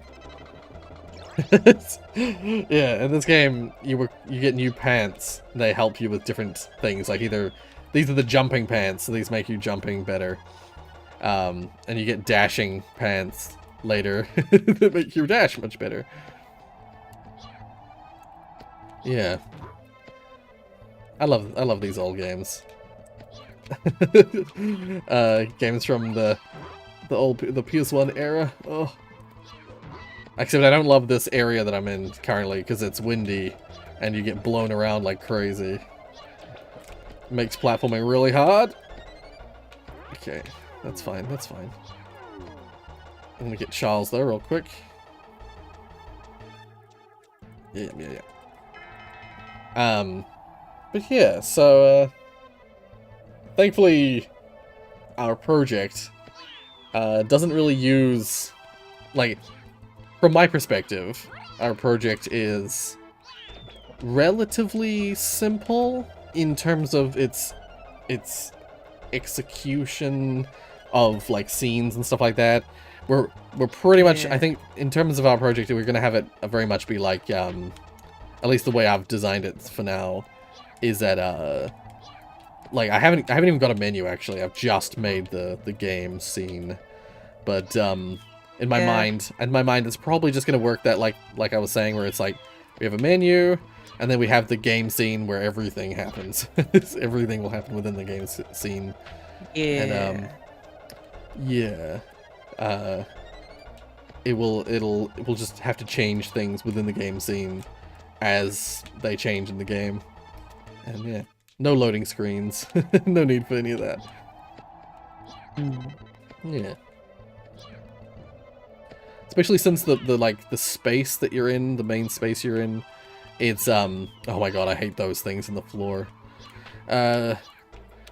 Especially since no, I'm gonna get thrown again. Yeah, let's get eaten by this thing. Yeah. Since the space that you're in is quite simple, it's like initial loading into the scene should be nice and straightforward. I don't even think I will need a loading screen for between the menu and the game, honestly. Because you can just load in a bunch of stuff after, like that's actually something you can do in Unity as well, is you can make a bunch of stuff not required to be finished loading before the game loads the scene entirely. Ah. Normally the way the scene works is that everything in the scene needs to load first before it'll load any of the scene. So if you load a big scene, if you're in a game where it's like you're loading scenes on the fly, you probably want that to be the case for every scene you load. But if you didn't set it like that for every scene, then every time a new scene would load, the game would like pause for a second. And then eventually... Oh, I got dashing pants. Oh my god, we just equipped the jumping pants. Yeah, like... If you didn't set it to load completely, like, if you didn't set it to be like that, then every new scene you loaded, the game would, like, hitch for a second while it's loading the new scene stuff.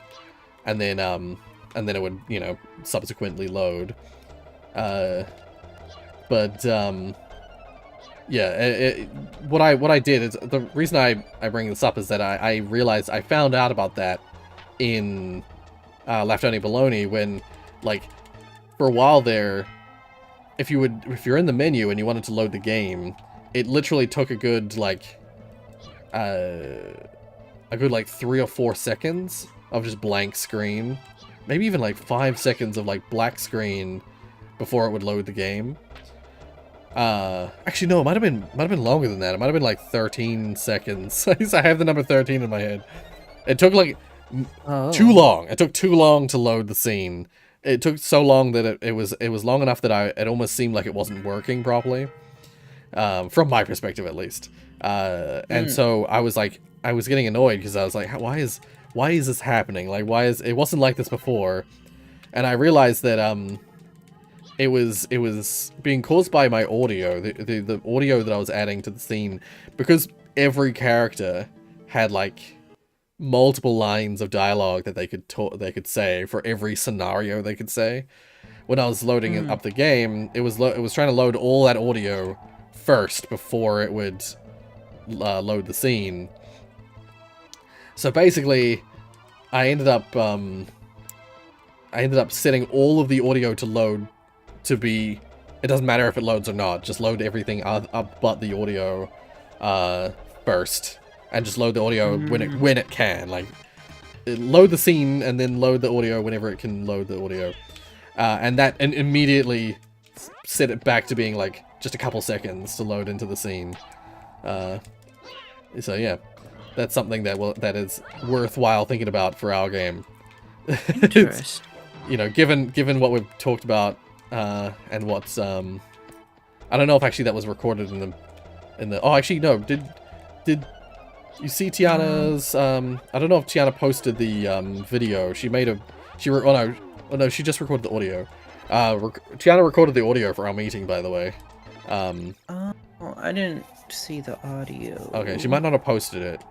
Because I know she did she said that she was mainly recording it for her own sake. So, yeah. She might not have posted it on the Trello or whatever. But, yeah. That is, like, there's a detail of our game that, when it comes to audio, especially multiple sets of audio loading in, it might be worthwhile thinking about how we want to load audio in when it comes to that game, because I don't think we're going to be able to load all the audio in at once I think that'll take up too much space. Yeah. No, tomorrow, Fireboy, tomorrow I have a meeting, so there's not going to be a stream tomorrow, but there will be a video. There will be a video. Oh, it's all good, Zia. it's all good. We're just chilling and chatting. Yeah. Yeah. Dwarf Forest, Dwarf Village. So yeah, because like, I don't know if it was mentioned, but in that keyboard-based interaction system, the concept, the idea would be that depending on what you said, or depending on what was done. I'm trying to be cryptic, but it's not really working. Depending on what actions the user has chosen to take. Yeah, there'll be specific special audio that will play. And since it's going to be basically... since it's going to be options for the player in each moment where an action can occur, there could be quite the variety of audio that can play. And so, depending on how long we make the game, it might not be plausible to load all the audio at once. Yeah. It might be something that has to be done as the level goes on. So, yeah, that might be something that we have to think about when it comes to... It's like with all games, like memory management is always a concern, something you have to think about. And, yeah, that's one that we're probably going to have to think about. I just suddenly remembered, I came back here to do a mission, and I suddenly realized that where I need to be... right at the end of the windy section. I don't want to have to do the whole windy section again, but I don't know if I can go backwards. Did you ever check out that one game whatchamacallit, suggested that might be a good case to look at, but it required something weird to run? Huh. Sounds vaguely familiar, but I'm not sure. Sorry, like... So what... Oh god. Oh, okay, it happens automatically. So what was this thing that... What was this game that you wanted me to check out? Yeah, hold on. Was it here? I'm trying to figure out what it was, because the name isn't really an English word. Right, it's right. not really a word. Yeah. This game reminds me of the first ever 3D Sonic. Just the camera views and the way it looks. Right. Yeah, it's in some areas it's a bit like that.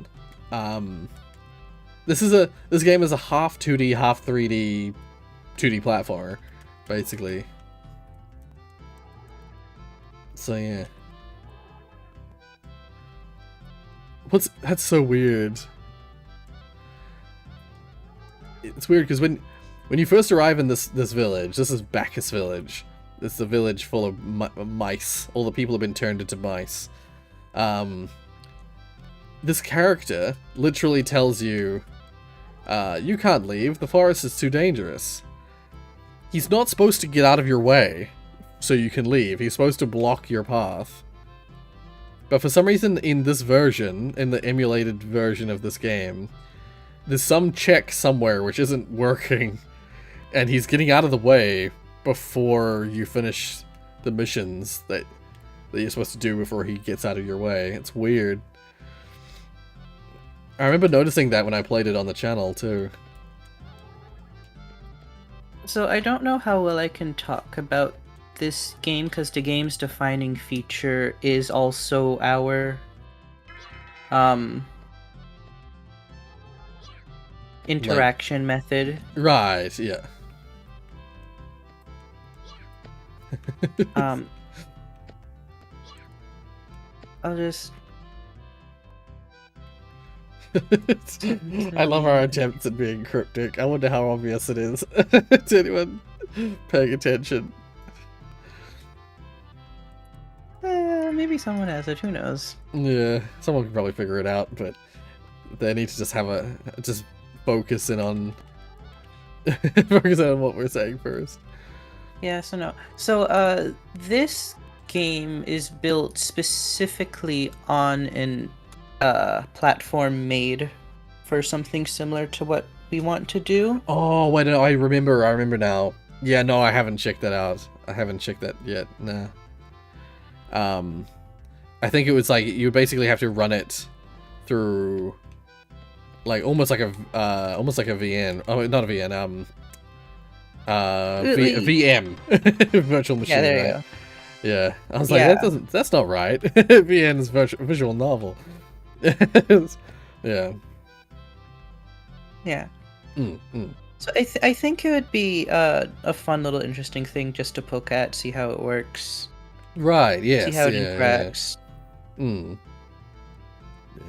We're probably not going to go as crazy as it is, but it is a really cool little technical thing. Right, yeah.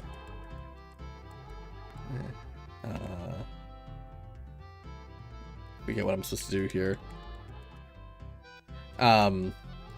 Yeah. It's also like there's another game that I was gonna play actually on a stream at some point. Or I was thinking of playing it.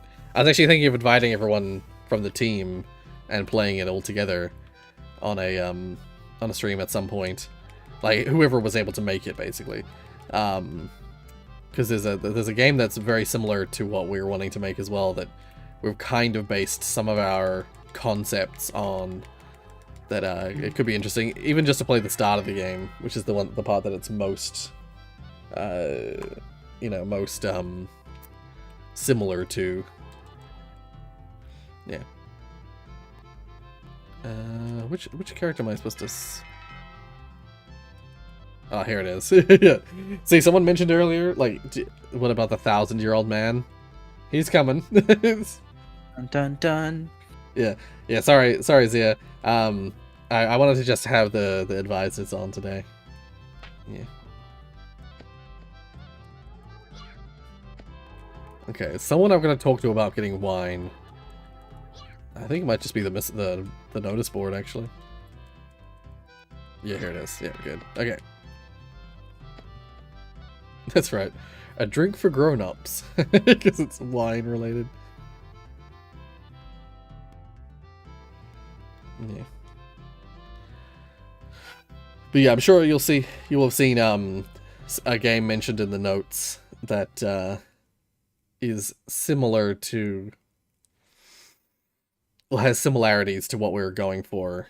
I think it was right at the start. Actually, I think it was before even the meeting.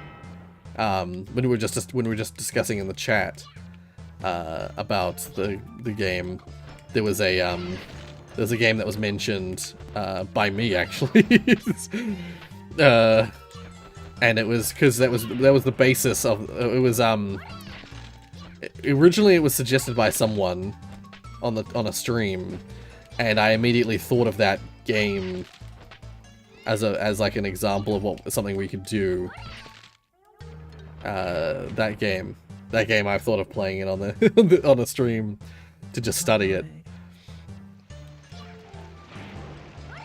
Yeah, I think I remember you mentioning that. I have not heard of it, so I have to look into it. Yeah. I mean, I guess I could say it because I want to play it on the channel. I want to examine Stories Untold. Because there's a section of Stories Untold that is kind of similar to what we were going for. Our thing is a little different at this stage. There we go. Is that it? Is that all I have to do? I think that's all I have to do, isn't it?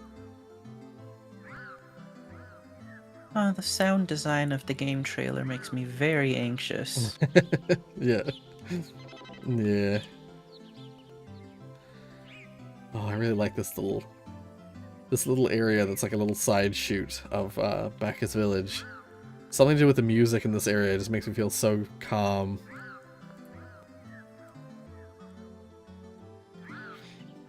Bum, bum, bum, bum, bum, bum, bum, bum, bum.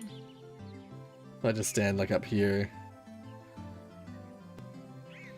Actually, this reminds me of Channelwood from Mist. This little area. Trees growing out of the water. You know what? I can see it. Yeah, yeah. Makes me feel so good. But yeah, so yeah, early sections of that game, at least. But the game as a whole, to some degree, as well. That's something I want to like have a poke at and study it a little bit, because I've seen people play it, but I've never played it myself. Yeah. What's interesting is I think, like, originally I said mainly the early parts of the game, but actually I think it's actually more a combination of multiple levels of that game that all kind of work. Yeah. I just suddenly realized that it's actually the way that I've designed it and the way that I sort of have it in my mind. It's like a bit of a combination of aspects of that game, as well as aspects of other games. One of which I've played a lot. And that was sort of like Orange's contribution to the concept. Was that the addition of the other game that's like the main other thing that is similar to our game. Yeah, I see it. It has a lot of marks next to it. A lot Very of marks? threatening marks.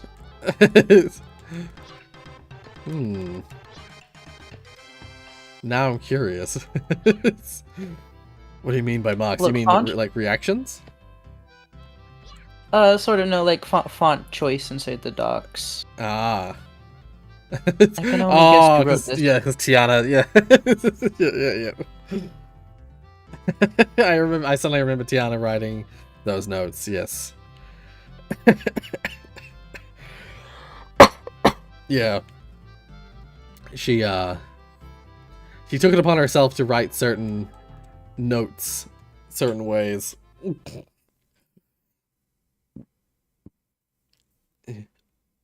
It's weird, I haven't even eaten anything and I'm like burping as of and hiccuping and my body is rejecting itself. I am now upset. I was going to look something up, but I don't remember what it was. Oh, I'm sorry. It's fine. It's my fault. I opened up a tab to open it, but the tab had interesting stuff on it, so I got distracted. Yeah. Yeah, I know that all too well. Like, okay. Well, shit. The, like, it's meaning to do something, and, meaning to do something, and then, like, yeah, opening a tab to search something, but then, like, not searching it immediately, and then just forgetting completely outright what I was intending to do. Oh.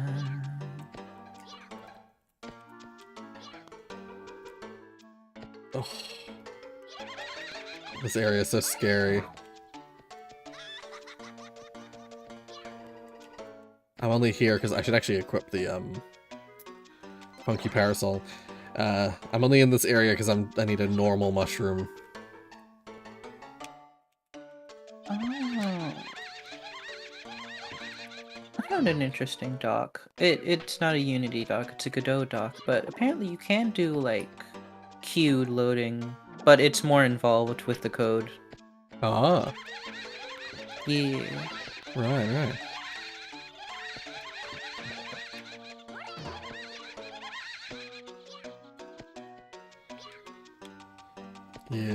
Yeah, I don't know. I've not actually done, I've never actually made a game where it loads, like I've played around with it, but I've never actually in Unity made a game that loads, scenes on the fly sort of thing. I almost did something, I think I I think I briefly did that with, I think that was briefly the plan for, the Moonlight Peaks game that I made for the Game Jam. Yeah, I briefly was planning to have each section, like each boss, each little, like the werewolf, the gillman, and the vampire, I was planning to have them each have a separate scene that it would load in when you got close to it, and then like deload as well when you walked away. But then I realized, and I mean, it could have worked, but it was unnecessary in the end because I didn't make it very big, so it could just load everything in without any issues. But originally I had planned to do that with that, and I think I got it working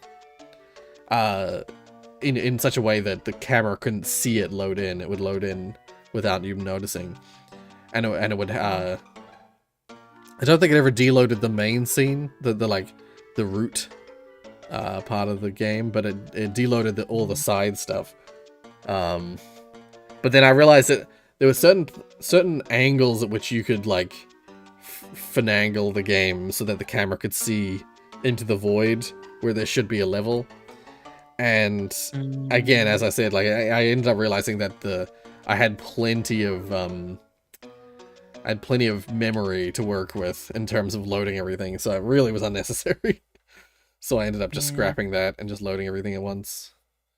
So, speaking about that, it's kind of interesting because recently Godot added something that's similar to Vizleaves. I think that's the best comparison. Yeah. So you can splice up your world into like rooms, and then it'll automatically unhide things as you go around. Yeah. I don't know if Unity has that. It probably has something similar, but I actually have no idea. It has to, because it can support some pretty big worlds. Yeah. There must be something about that. Yeah, I don't know. I mean, again, you could just use the Oh, I never did that mission. Usually I always have this already when I arrive at that guy. I guess the loading in and out of the scenes, deloading and loading scenes as you go, that's kind of similar. But it's like the Vizleaves thing, the things still exist, they're just not drawn. Or if yeah. So I don't actually know. I do know that there's some basis for having stuff that's not visible, that's like blocked by something, just ignored. But I can't remember for the life of me if there's something specific that Unity has that's specifically for that. Yeah. Again, there must be, but I just don't know. There must be. Yeah. Yeah, but I also found it interesting that the rooms can actually indicate, like, send a signal if that room enters the possible visual space. Right. Because how Godot does it, it doesn't just, look at, oh, what can you see? It looks at, oh, can you possibly see this? Yeah. It does some kind of check or something like that. So if a room enters the possible space or leaves the possible space, it can send a signal if you want it to. And you can use that to, like, shut down any processes inside that room so it isn't doing anything. Right, yeah. Which I thought was interesting. Yeah. That's cool, because that does mean that, yeah, you have a little bit of more control over what happens in that scenario. That's good. Yeah. That's nice. Oh. Crap. And then, I don't know how they manage it, but they allow you to have rooms with inside rooms. Right. So, like, you can have your whole outside area inside a room, if you wanted to, and then you can have, like, the house. So that way, once you go inside the house, if you can't see the outside, it doesn't load it. Right, yep. Huh. I guess that's, like, the way it works. See, the way it works in Source Engine. Oh my god, I'm gonna die trying to do this. The way it works in Source Engine is that you just, like, craft your individual you craft it in the in the map in the BSP. Oh, this guy's not turning. I need this guy to stand underneath this fart. this butt tree thing. No. Because if he gets if he gets like the gas on him. Actually, I'll just check to see if the next area is better for that. Yeah, he turns into a baby pig. If you do that. Oh, that was silly me.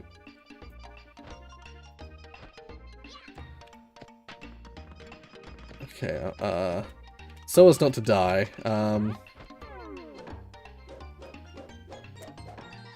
Let's get some health from these.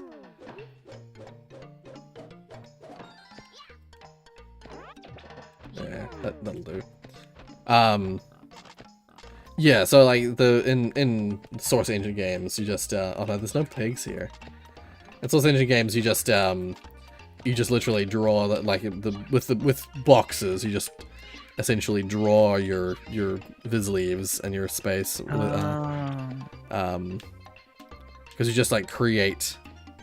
You just create space, like volumes that are the viz leaves that are drawn. But again, there's no, unlike with what you're saying, there isn't any there isn't a system to like send and like tell. It's all handled automatically. There's no ability to manipulate stuff manually, as far as I know. Yeah, because it does do the automatic culling of the geometry. It does that on its own. Yeah. But it's just like if you have like physics processes or things running, it's like, oh, no, wait a minute. Yeah. Oh, what the heck? It's not working. This pig refuses to be... Oh, sorry, you're gone. I was gonna say, it's very interesting seeing updates for Godot, because you see things and you're like, oh, I never thought about that before. Right, yeah. No.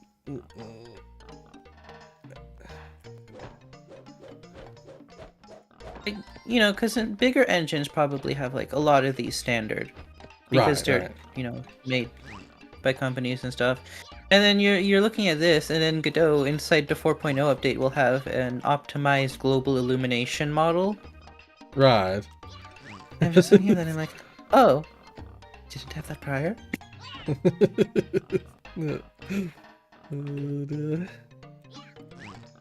This pig. He's not cooperating. Sorry, I'm so distracted by this. No, it's perfectly fine. Beta 3 for 4.0 came out. Not me being distracted. Yeah, it's all good, it's all good. Oh, hey, Moon Knight. Spelt with an actual knight, as opposed to usually is with a name like that. You usually see K-N. What's aviators? Excuse me? I don't know.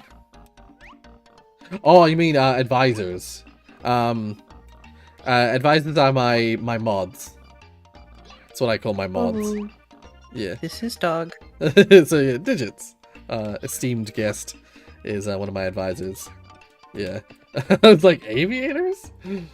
I didn't like. Where are you getting that word from? Oh my god. This pig is not doing, like, so basically, you're supposed to be able to, turn one of these pigs into a into a baby pig, and then give it to this guy that's up ahead. But, for some reason, it's just not working. Maybe I need to, like, knock him out underneath it, rather than just get him to stand underneath it. Normally, I'd never have this much trouble with this mission. Yeah, it's all good, it's all good. Oh, I did that too slow. Okay, no, that didn't work.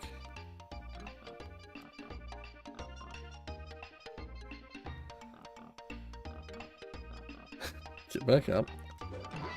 No, not that way. I need to heal myself. I'm gonna die otherwise. I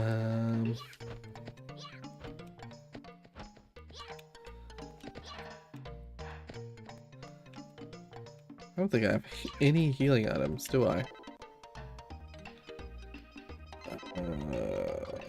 Nope. Health in this game can be really challenging. Because there's actually only limited healing in this game, technically speaking. I think? Or is it? No, there might be an area that you can go to that always heals you. But, like, you get these apples that heal you. They come from these little, like, thingies, these little spring trees. But, they only ever provide one apple. Ever. That's a permanent one apple across the entire length of the game. And then there's, like, apples just spread around. But, like, usually you end up collecting them just as you play. So, half the time they don't even get used for healing. Because they also give you points, they give you AP. And, I think the idea was that they didn't want people, like, farming AP early on and getting items that you're ahead of time where you're supposed to get them. So it leads to this situation where it's like, if you're sticking around the earlier areas for an extended period, you can easily, like, run out of healing stuff. I think there's a very specific spot he has to stand under this tree to get it to work properly. I just keep not getting him there.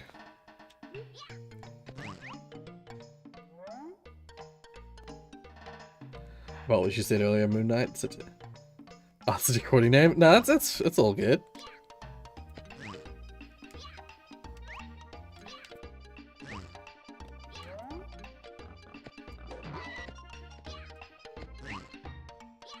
That's so weird. I never usually have problems with this. Oh, you gone? Yep. I was gonna say it's a very inconsequential update to Godot, but now you can have multiple cursors at a time. Oh. Which is very useful when you're editing code. Right. Yeah. Oh dear. Because it ships with its own code editor. It doesn't use, like, Visual Studio. You could use Visual Studios, I assume, but... Right. It's very tightly integrated. The editor is made with itself and all that jazz. Right. Ah, yeah. Yo, that's the thing, is like when it comes to Unity, the only thing that's like outside of itself is the code editor, the text editor. And they really could just integrate a text editor into Unity itself, but I don't know why they don't. Because they've been slowly integrating more and more program stuff into Unity itself. Like you've got the shader builder, you've got the I think there is actually a visual scripting language thing now for Unity. So I think there is a node system built in now that you can code with. Now that I think about it, yeah. Just like Unreal. Unreal has their blueprint system, which is fully visual coding, and Unity now has a similar system. So yeah. So you can actually now code entirely. You can technically do everything in Unity, except for modeling. I think 3D modeling is the only thing you can't do. Yeah. Oh, and I guess technically you can't make sound effects and sound stuff. You can't model. Although just wait for someone to make a modeling program inside Unity. Yeah. Well, I was gonna say there is some amount of that. There's like what is essentially like BSP style modeling that you can do in Unity.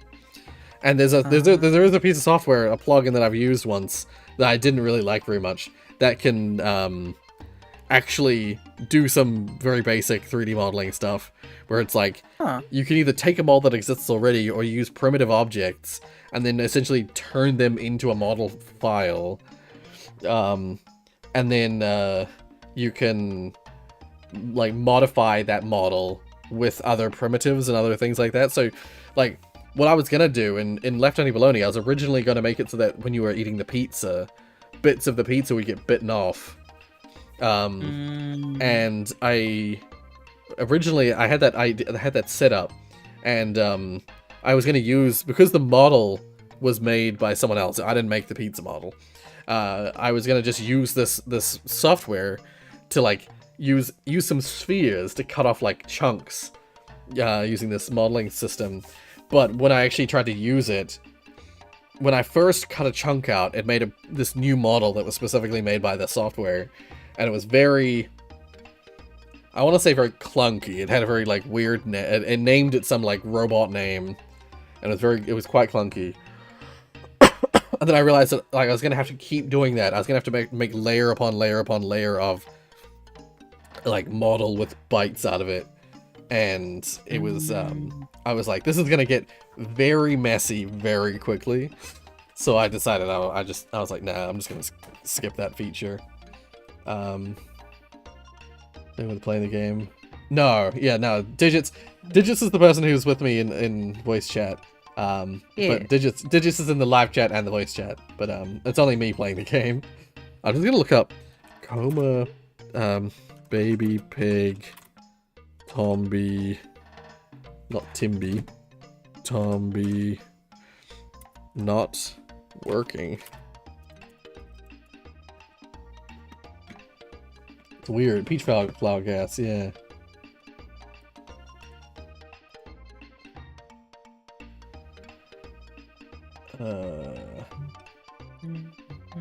Yeah, it should have worked there.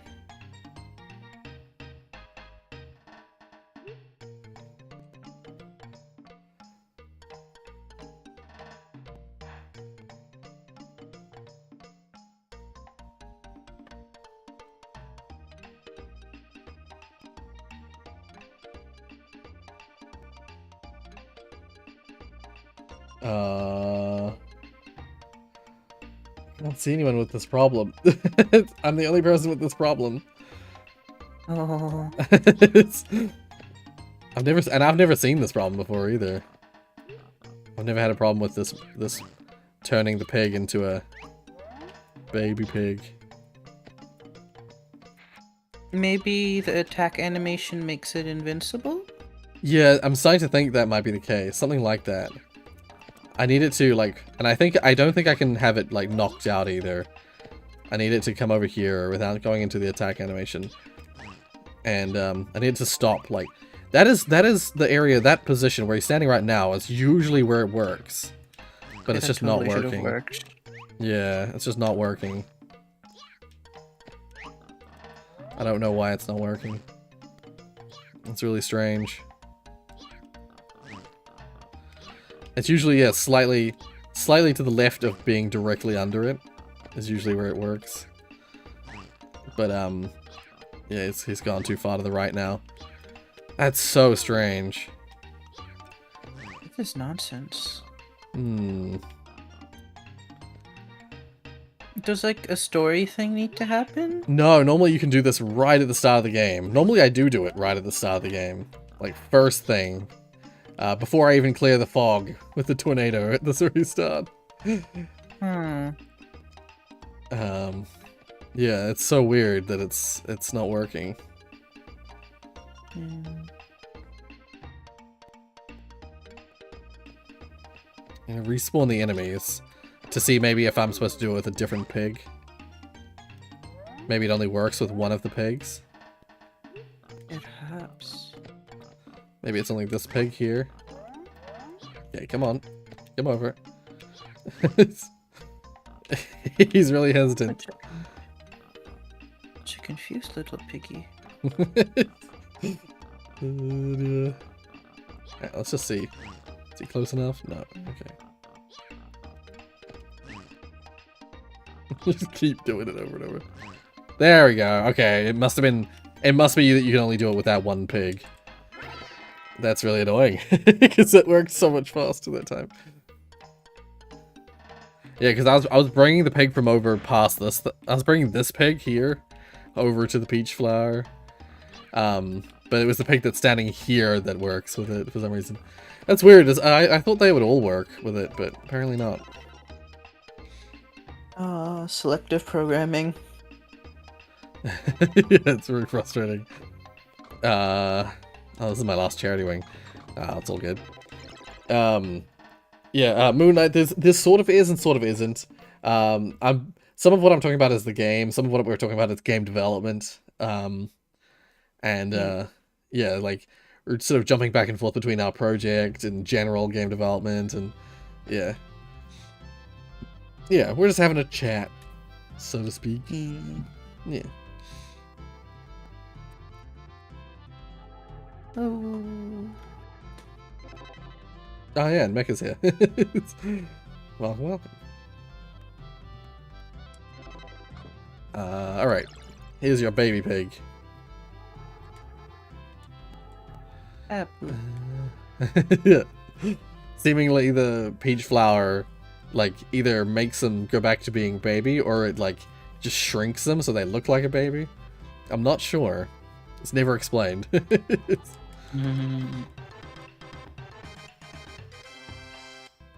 But yeah, anyway, let's go to the 1,000-year-old man.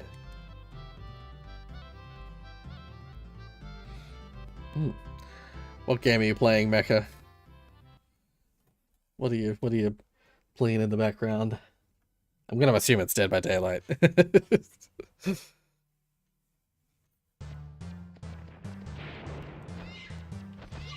Oh, now I remember what I was going to look up. Oh, good. Yeah. VTube Studio is supposed to be getting a new tracker soon, and I'm very excited for it, because it allows me to have some more parameters. Right. Ooh. Yeah, I actually very nearly used the VTuber that you made for me in today's stream, but it's because I originally had planned for today's stream to be a bit different. But like, let's just say, oh, that's actually something I was meaning to mention. I should have mentioned it when we had lots of people here. Next week's stream, I'm gonna do something special. I'll wait till either we have a few more people here or once Tiana arrives. I'll mention that, because I have some plans. And I wonder if Jonah, are you still here? If so, it's something that you'll probably want to hear. So stick around if you're still here. Ah, Dauntless. Ah.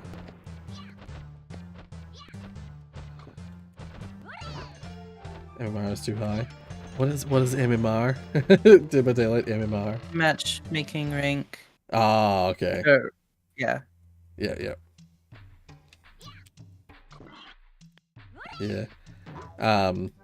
All I was gonna say is I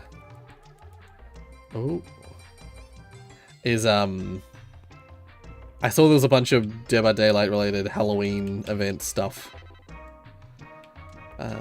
So I thought maybe you'd probably be wanting to get all the Halloween good stuff. There was what they added a what I thought was a killer at first. That I was like, oh, a new killer in Dead by Daylight. And then I found out, I realized that it was just a skin for the hag. They added the swamp creature, which is what is in my Moonlight Peaks game. The Gillman is what he's actually called.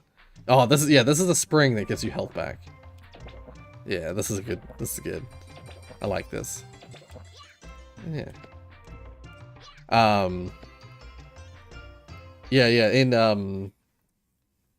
In my game, I added I made one of the bosses Gillman, which is a classic like horror monster. Oh? And you wouldn't believe it. Oh my god. Hey. Oh my god, your microphone's so much louder than Digits'. Wait. Really? Yeah, it's just probably my settings on Discord. Oh shit. Okay. I'm so sorry. It's all good. You startled the shit out of me, that's all. Okay, good, there we are. Alright. Yeah. Quiet. I'm really sorry. Okay, wait, no, now it's quiet. Now it's too quiet. It's okay. Oh. Okay. Somewhere Okay. around Okay. I'm really sorry. Yeah, no, it's good, it's good.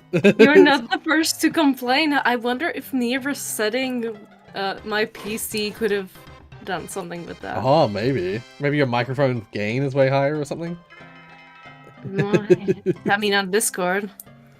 Either on Discord or just in Windows, like your maybe. microphone. I have no idea. It's possible, yeah.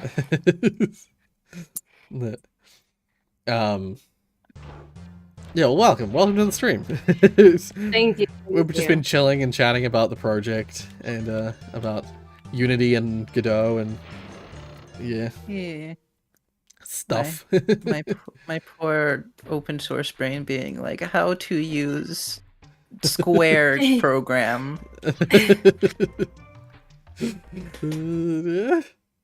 Yeah. How has been the stream going? Please tell me, like, summarize everything for me, please.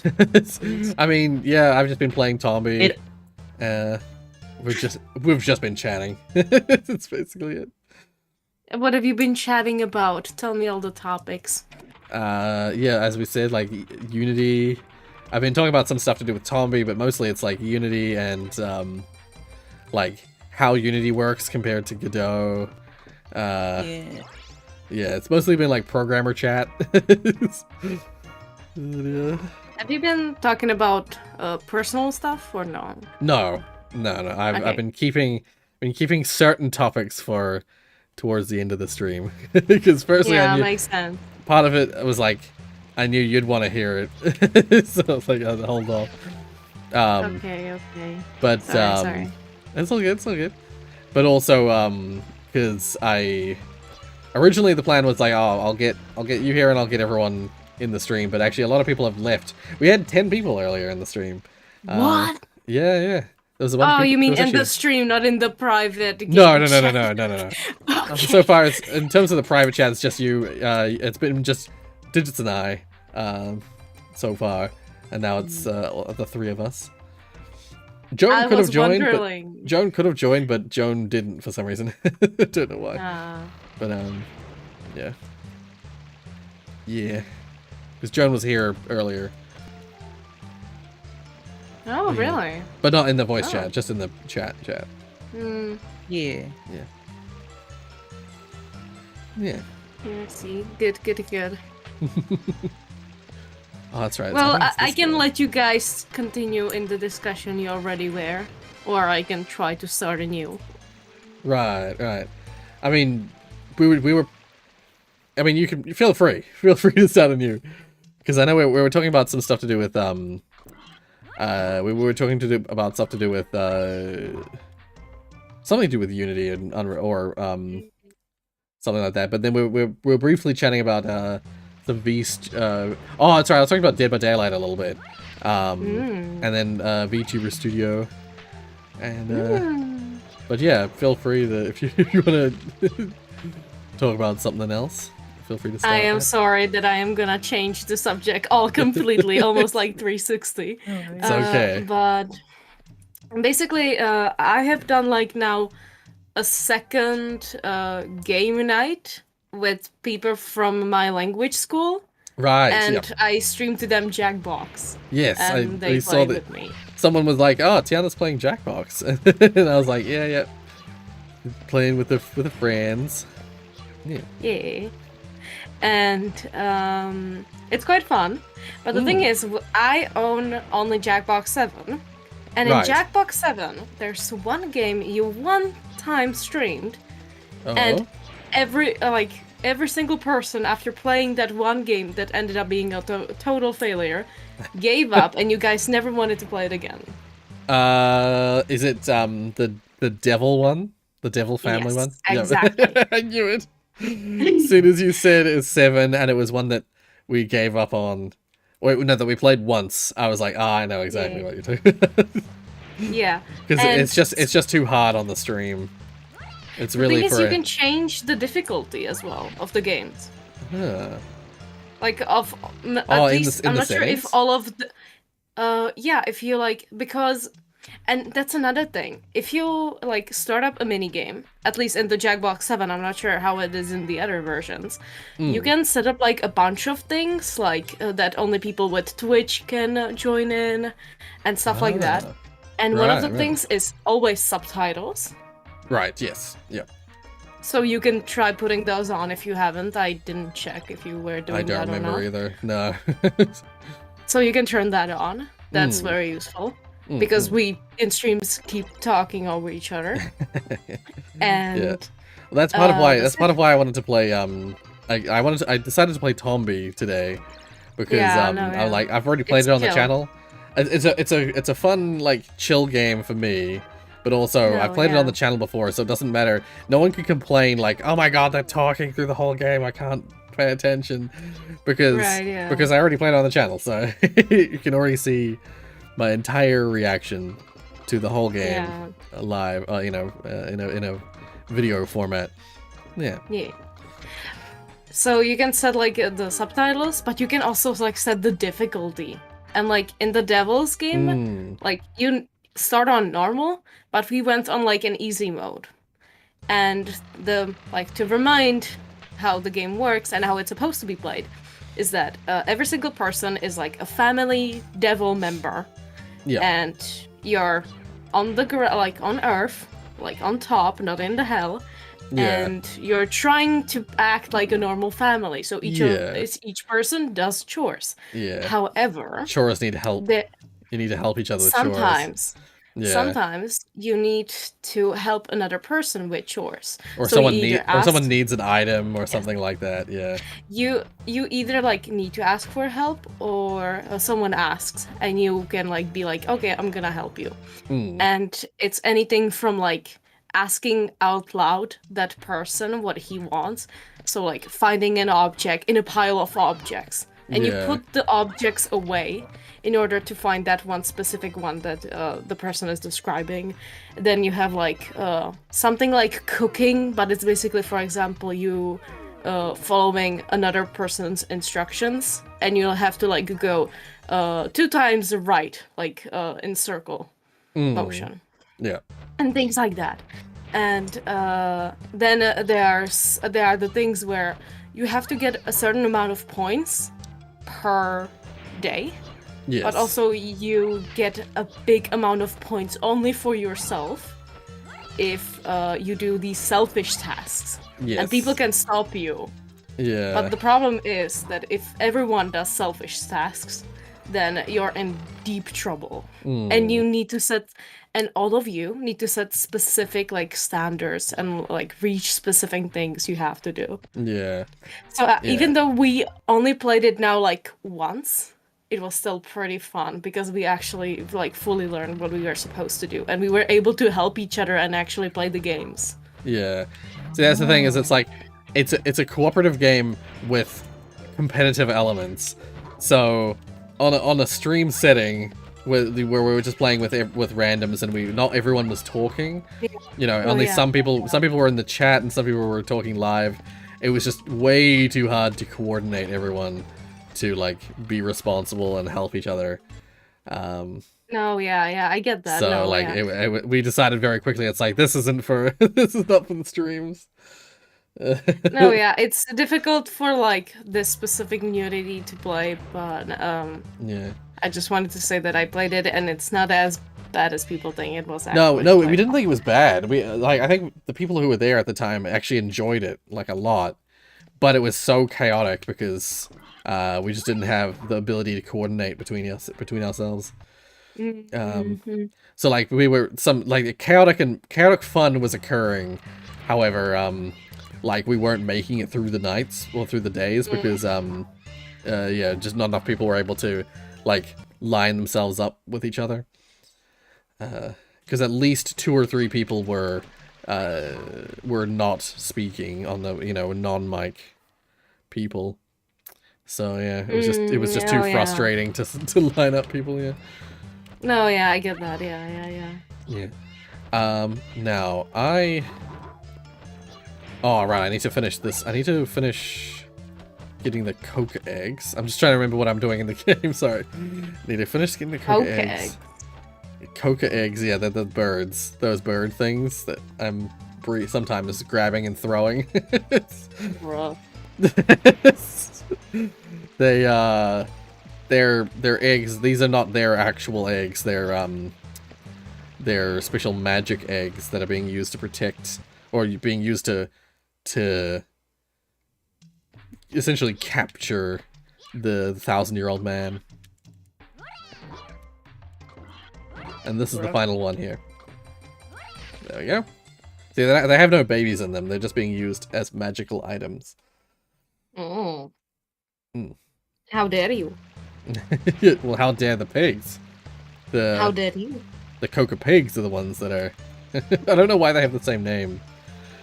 I love how in the actual Let's Play you fought those pigs, and didn't you like defeat almost every single one on the first try?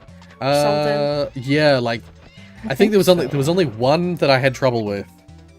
I think you defeated them pretty fast though. Yeah, so. I'm pretty sure almost every single one I defeated first try, and like almost first throw every time as well. There was a couple that took a couple throws, but then most of them I got either on the first or second throw. But there was one that was the haunted pig. He, for some reason, gave me so much trouble. I just kept, like, missing, like, not being able to get the throw. And getting electrocuted by every single one of his attacks. Yeah. Oh, welcome back, Malik. Welcome back. Oh, that happens throughout the whole game of Tombi. Whenever you transition between, frequently when you transition between two spaces, the camera like shifts sort of in a 3D way. Yeah, that's a feature of this game. The second game is like fully 3D in terms of its camera and like the locations, but you still move in a 2D way. It's like what would be called 2.5D gameplay. This is 2.5D, but it's more arguable, like, because it's once again you still move like up and down, like in and out of the scene. God damn it! Now I gotta remember where all the blue chests are. I've talked to the 1,000-year-old man now, so I can open all the blue chests that we've seen throughout the game. The men getting older. Yeah, I love that. I don't know why, and I find that really funny. First you're dealing with the 100-year-old man, then you speak to this is the 1,000-year-old man, and then you go to the Watertown place and you speak to the 10,000-year-old man, and then you go to the Underground World place and you speak to the 1,000,000-year-old man. Before Fireboy asked if there was a 1,000,000,000-year-old man, I had to count the numbers because I wasn't sure if he said million or billion. No, there is no 1,000,000,000-year-old man, but there is a 1,000,000-year-old man. Yeah. Why would you be so that many years old though? It's just cause he, you know. Oh, that's right. I forgot how this works. I was like, why aren't they covering their eyes? I need them to cover their eyes. These jellyfish things. I forget that you can grab their side. And then they cover their eyes and they can't see each other, and then you can throw them at each other. For some reason, that's the only way to hurt them. Oh, it's so hard to grab their sides. Oh, if you grab their head, it doesn't work.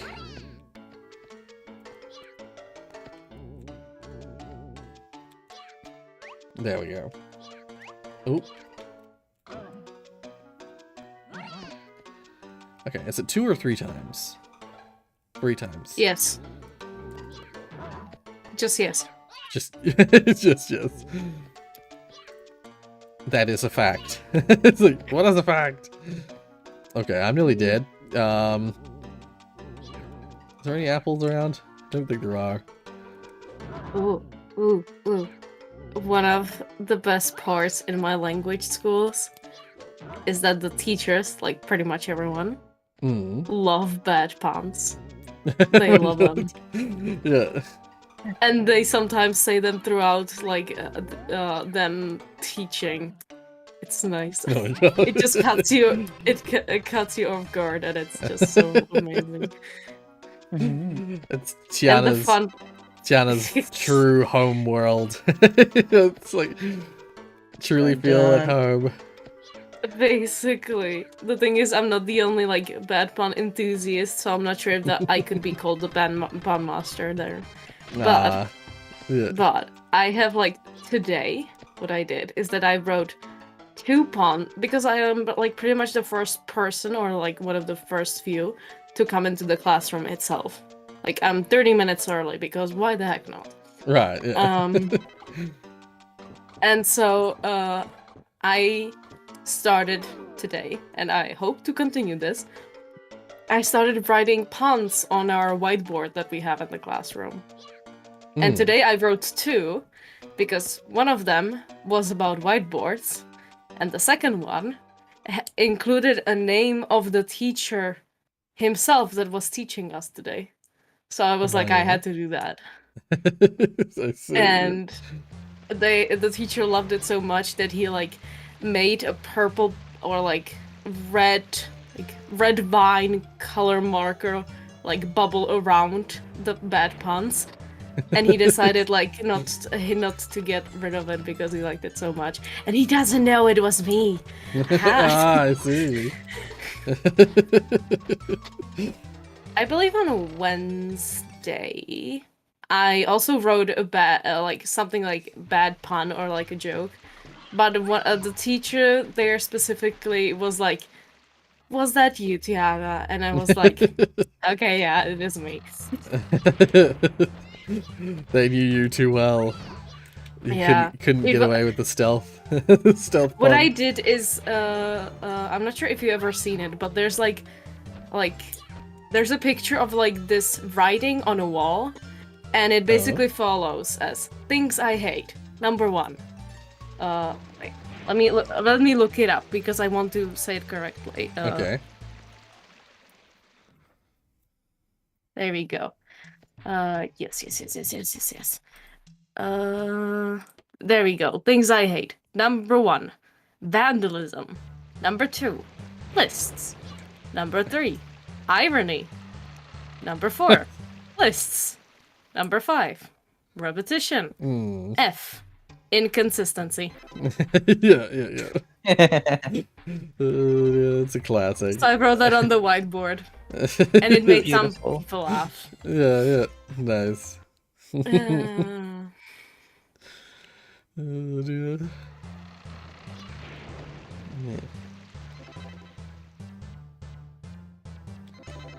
Oh, why can't I use that? That was weird. How long are you planning to stream? 4 hours. Ooh. Oh, it's the ordinary mushroom. It's not the. Damn it! I got the ordinary mushroom instead of the special mushroom. God damn it. Right. Chat. Yeah. Hey, Chat. Thomas. Welcome. Also, Hey. I did want to say I got your. At first, I was like, "What's Malik saying? Meet gravestones?" And then I suddenly realized what you meant. Because you meet the million-year-old man, just a gravestone. Bruh. Hello, I need help. Yes, please help me up. Yeah. Oof. Now, there are blue chests around this space, and I don't know which doors they're in, and whether it's worth hunting them down. I forget where's the mysterious mushroom? I actually don't remember what that is. If I remember correctly, Digits, you were also one of the few people who watched Zombie, right? Yeah. Mm. Yeah. Yeah. It's a cute little game. Yeah. It is. Yeah, I was gonna say, if I recall correctly, not a whole lot of people watch Tombi on the channel. Unfortunately. Yeah, because it's an obscure It was game. fun. It was fun. Yeah. Games like Tombi and some other games, like the game I was gonna play today, or one of the games that I was planning on playing today, which unfortunately I found out is basically unemulatable. It's also a relatively obscure game. But I know, I've talked about wanting to play it before. The problem is that all the music that plays during combat scenes is all a band. And so that's all copyright. And so for the longest time I haven't played it. But I thought I could play it on a stream where we're all talking, you know, where it's like the music's probably going to be obscured by the talking, because that's the people who got away with playing it on YouTube. I looked it up on YouTube, and the people who got away with playing it on YouTube are all people who there it is, who like spoke through the game, and they had the volume on of the game audio relatively low, stuff like that. So I was like, oh, if we just like talk over it, then we'd probably be fine. But then I discovered that it's, as I said, it's basically unemulatable. Wait, was there something else? Oh, Wait, that's right. game? I was gonna play a game called Primal. Oh. And I say unemulatable, but what I really mean is that certain sections of the game, you kind of need to, in order to get it to run properly, you kind of need to switch it back and forth between different video settings, depending on what's going on in the game. Because otherwise it will, certain aspects of the game only run in one setting, and certain aspects only run in another setting. And so you'd need to switch it back and forth between those if you wanted to do that. But also, there's one... Well, the one that only runs in one of the settings, I actually couldn't get it to run at all, even in the setting that's supposedly it can run in. And even when you get it all set up, when it actually is functioning, it still runs... Firstly, in certain contexts, it runs like 80% speed, like it kind of is almost like running okay. But then like if you look in a direction with lots of stuff, it immediately like tanks FPS down to like 25% speed. And yeah, so let's just say it's basically unplayable. So what you're saying is our next project is to decompile this game and reprogram it. Well, that, or what I really discovered, a lot of people who played it on because I was like, how do other people play it on YouTube? What I realized is that there's a PS4 port, so I could just play it with an Elgato on a PS4 port. But that, once again, that would mean that I'd be playing it in episodes probably, and then I wouldn't be able to talk over it. The talking over it thing wouldn't work as well. Basically, I was like, I'm gonna have to figure out how to get OBS to work with my Elgato, because I haven't yet figured that out. Oh, it should. Well, I don't have an Elgato, but I do have a capture card, and I just add it as a video capture device. Yeah, I tried that with Elgato, and it just didn't work for me. How old is it? It's the Elgato HD60S or whatever it's called. It's the one that's only works with HDMI. So it's a modern Elgato.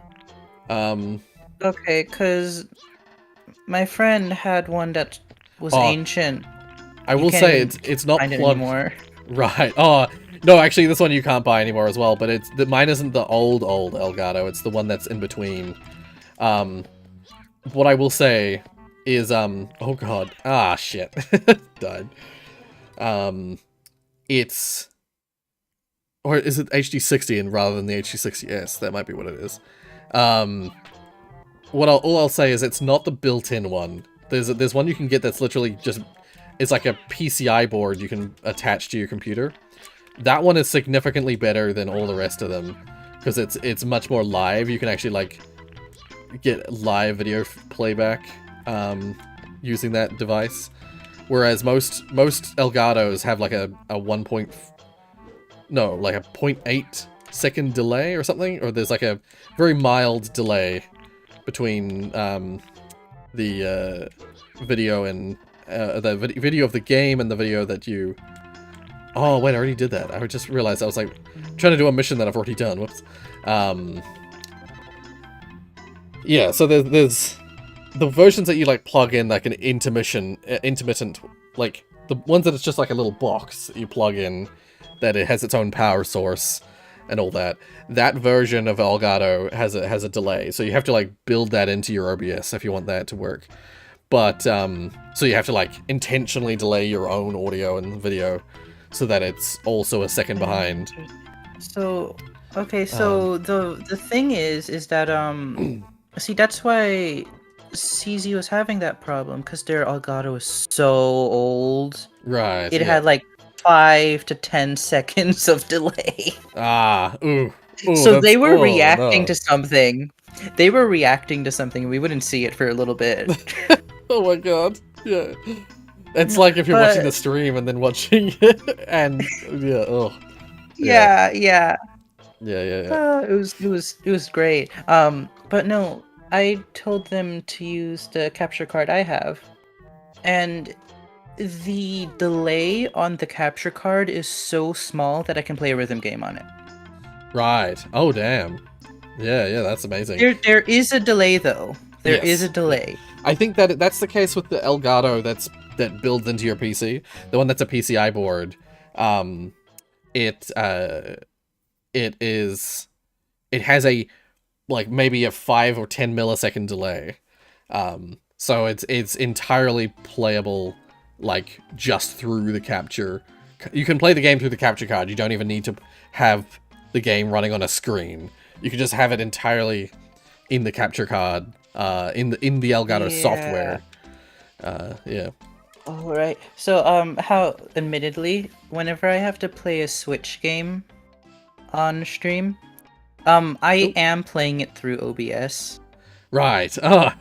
Interesting. Yeah. So what capture system do you use for Switch?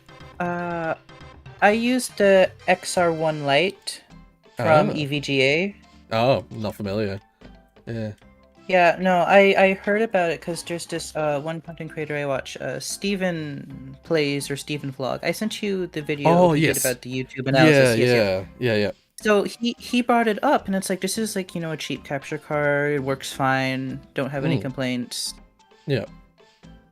So I heard him say that because he's very particular about how his presentation is. Right. Yeah. So I trust when he says it's decent that it's decent. Right. Yeah.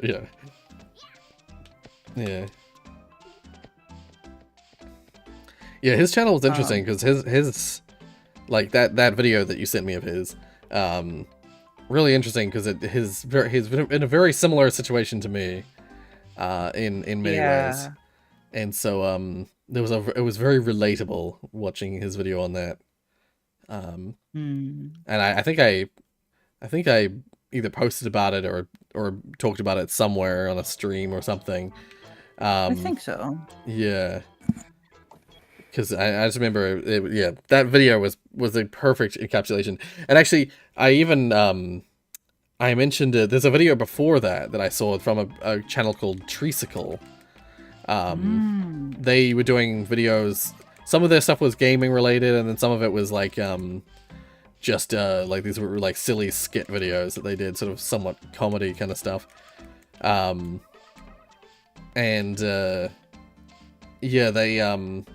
They posted something on Twitter about... did I give this woman the stuff? I think I did. They posted about their situation on YouTube, and I think I responded to their tweet about that because it was exactly what I was talking about, where it's like they mentioned, because they were making variety content. They were making multiple different kinds of content on their channel. It wasn't specifically gaming, but they would often talk about games, as well as talk about many other topics. Oh, when does that guy wake up? So I responded to their thing about that, because I was feeling the same way that they were feeling, where it's like, if you try and do variety content on YouTube, it just seems to... It just doesn't work. It just doesn't, because like if you draw in someone for a particular type of content, they typically will mostly only be interested in seeing that content from you. So if you then play a different game or do a different content, they are not as interested in watching that kind of content, so they're less likely to view it. And YouTube currently, the current meta, at least from what I've last heard, is like kind of the complete opposite of our style of content, which is like YouTube wants people when they come to your channel, YouTube wants those people to essentially be interested in watching everything you post. Yeah. Oh wait, there's a box back. Yeah. So like apparently that's the current meta, is that it's like if your channel is really bingeable, so like if someone comes across your channel and then they basically watch almost all of your content, then YouTube thinks that your channel is like a good suggestion for other people to watch. My channel is, I would say it technically speaking is bingeable, but it's only in particular series, and I have so many videos that no one's going to be binging the entire channel. So it just that system is completely antithetical to my system, where it's my logic for my channel was that I wanted to have as much content on my channel as possible so that there's always something for someone. That was originally my concept, is like something for everyone. Not everything for everyone, but something for everyone.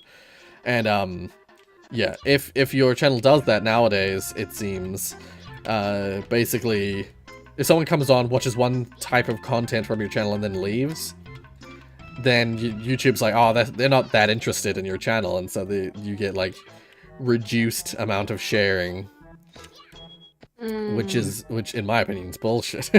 But yeah, that's currently how it works with YouTube. That's the current meta. But then again, it changes all the time, so you never know what's going to happen next. Yeah. Yeah. Also, Official MX says, I've gotten over 700 free Robux just from making games, right? Oh. Right, I really don't know anything about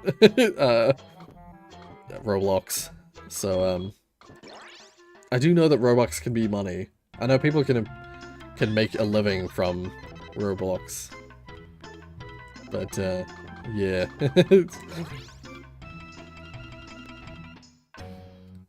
Maybe that can be the channel slogan, something for everyone. Well, yeah, that's kind of like, that is kind of what I would say is the closest thing to a logo.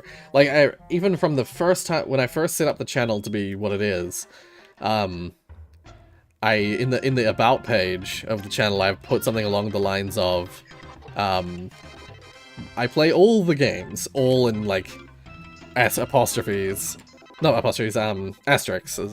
I was like, I play all the games. And I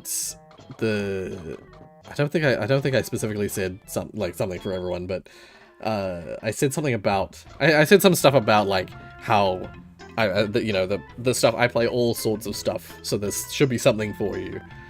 And in the early days, I remember that was something I said in a couple of streams where it was like, even if I'm playing stuff you're not interested, I hope there's always something for you to watch on the channel. That was my original plan. So that's why I try and keep each game that I'm playing varied. So like, if that was the intention. So that's why I would always have like 3 different series running at the same time.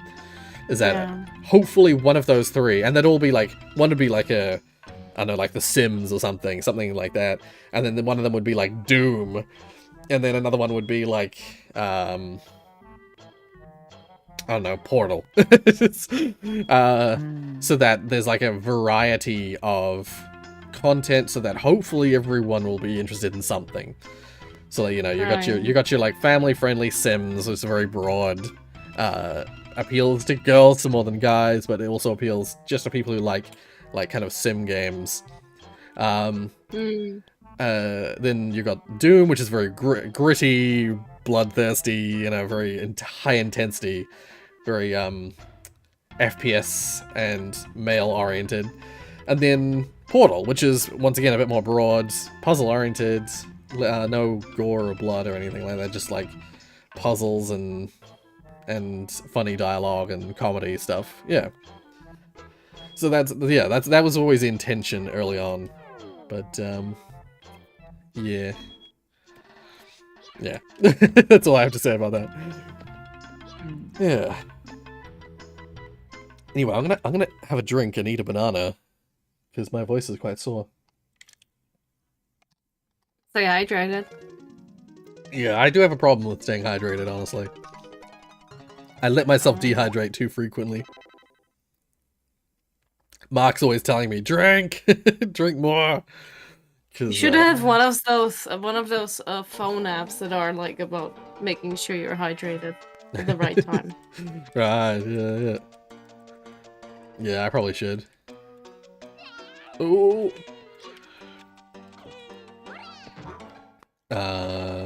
I think I'm doing missions that are actually for stuff way later. I don't know why I'm doing them so early.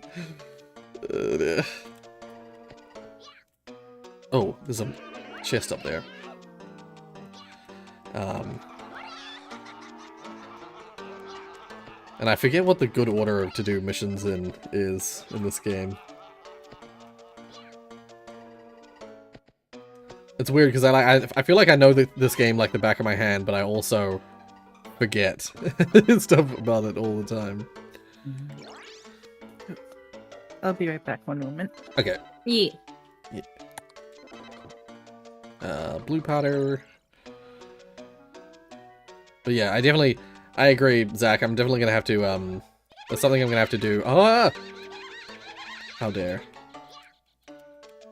Oh my god, stop. Stop it. Stop. Oh my god, stop. Yeah, perfect. Oh, this is the temporary one, isn't it? Yep, damn it. I shouldn't have bothered to do that. Rory, you do know what Dauntless is, right? It's... Yeah, I've seen stuff about it on Steam. Oh, fuck.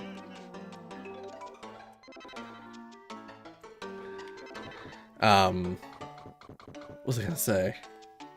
Oh, I was gonna bring up the fact that on the Dead by Daylight update stuff, I thought they added Gillman to Dead by Daylight, but it turns out it's just a new skin for the Hag, and that it just when I thought about that, it also just reminded me of that game VHS that we tried that we didn't really like. But it reason I bring it up is that game had the equivalent of a Gillman monster, like a monster of the deep, monster of the swamp. Oh, I nearly died just then. Oh. And back. Oh, welcome back. Yeah. Welcome back. Do I have any charity feathers left? I do not have any charity feathers left. Okay. I'm gonna have to run all the way through the windy mountain.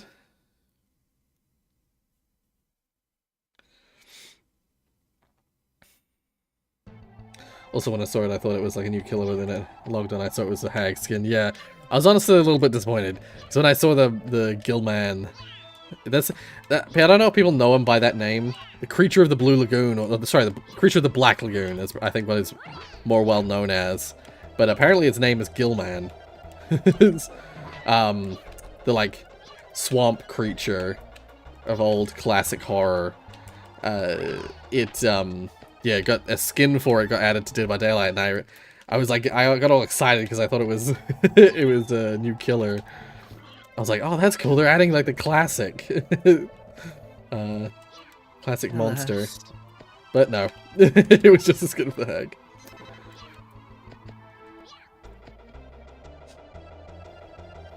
Disappointment shall be eternal. Well, it's interesting because there's a bunch of things that people have said like, oh, that'd be a cool killer in Dead by Daylight, and the Gillman would work. That would be perfectly fine. But also the other day I was watching someone play a FNAF fan game. I forget what the fan game's called now, but I found it interesting because in this FNAF fan game there's like a bunch of levels, and one of the levels you're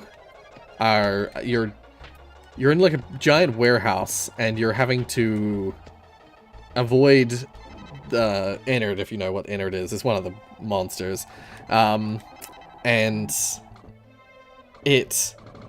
if it finds you, it starts chasing you, and you can drop what are essentially pallets. You can drop like pieces of the warehouse in front of yourself to slow it down, and it has to destroy the thing. But you know, it's basically 100% the Dead by Daylight pallet mechanic. And it's funny because that character, once again, that character would probably work pretty well as a killer in Dead by Daylight. But I would say I think most people want Springtrap. In terms of FNAF enemies and FNAF characters in Dead by Daylight, people really want Springtrap as the killer. Oh, well that's where, Yan was in there. I forgot that's where he goes next.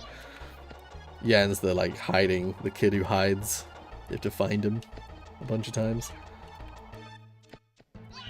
Okay.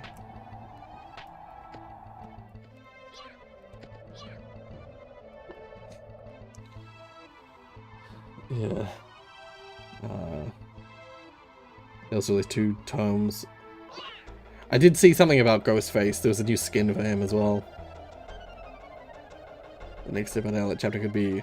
Oh, I have heard about that, yeah. I still don't fully understand the logic of the For Honor killer.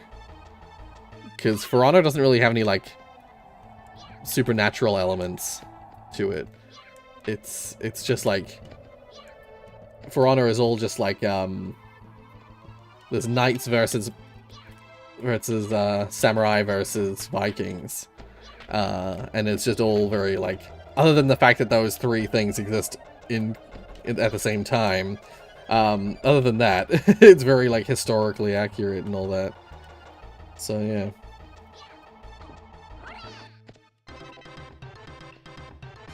Okay, got the grapple. That's what I was here for. Oh, Rocky, you fell asleep? What's today's sponsor? Emergency banana. Which I shall eat. Because, I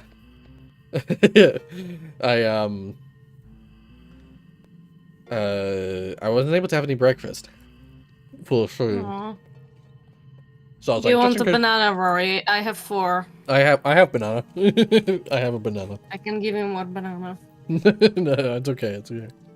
No. Rory, you want more banana? Well, always, but no, it's okay. Banana always good. Then eat more. Actively on it. Oh. Mom. That's right. Nom nom Nom nom nom nom. Yum yum. Nom nom nom Mm. nom. Just making noises. Mm. Mm. Mm. Mm. Mm. What the? Aw. Can't jump that high. Oh, it's because I don't have my jumping pants on. So, it's fine. Rory, you didn't have the jumping pants. No, I didn't have the jumping pants. Wow. This game is so strange. The more and more I think about it, I'm like, man, this game's weird. But I love that about it. I still, again, to this day, I still really want to make a Tombi clone. Something similar to this game that's just like full of oddities and strangeness. You beach. Oh. Sorry? Oh, Tired. weird. Okay. Mark? Now that I have the grapple. Mark was just saying there was apparently a bee in the kitchen. No, In the bedroom. Never mind, it was in the bedroom. Jesus. It better not sting you in the wrong time. Is there a right time to be stung? Well, there are definitely better and worse times. True, I suppose. Imagine sitting on a toilet and there's a bee inside the toilet and it just... That would be very, very awkward. on the butt, it just stinks. And then... Ah, shit. Yeah.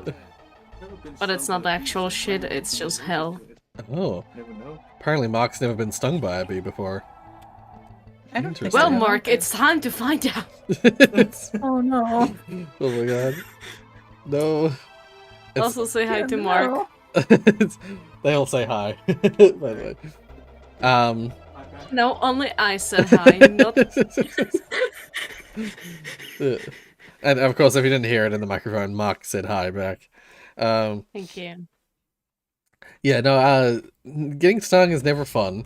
I've been stung a couple times as a kid. I haven't been stung in a very, very long time. But Well, Rory, time to... time to get stung. Oh god. My headphones fell. Oh god. There we go. Okay. Can I just say that once it fell out, it kind of looked like a mouse, like a mouse you could actually control. I mean, yeah, I guess it kind of is that shape. Yeah. A bit too fancy. A bit of a weird flex, but okay. I suppose. I saw a bee. Rocky stood on a bee once. Yeah, it reminds me of a certain dog. But oh, I'm gonna talk to this woman because I've forgotten where the green door is. I have to. This is actually the point that I was talking about before, where if you were able to do a thing early on, then oh, am I too low level? Oh no, here it is. Oh, okay, it's an unmentioned. Okay. This is the point at the end of the game that you could skip to if you could collect all the leaf butterflies. If you were able to collect all the leaf butterflies in the game, right at the start, then you could skip to basically this point in the game we're about to get to. Because I've got to fight the first evil pig. I'm not sure if it's something to be worried about, but how is it that your skin is grey? Oh, it's because I ate a taboo fruit.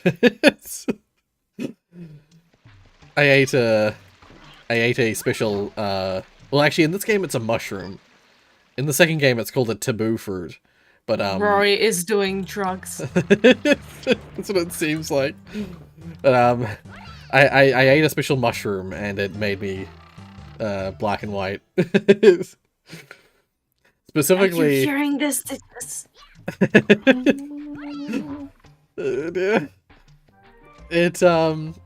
It makes you constantly run, so you don't have to hold dash anymore. You just dash all the time. And it makes you the fastest possible speed you can go. It apparently doesn't make you able to jump the highest jump though. So there's something better. There's something better than this state.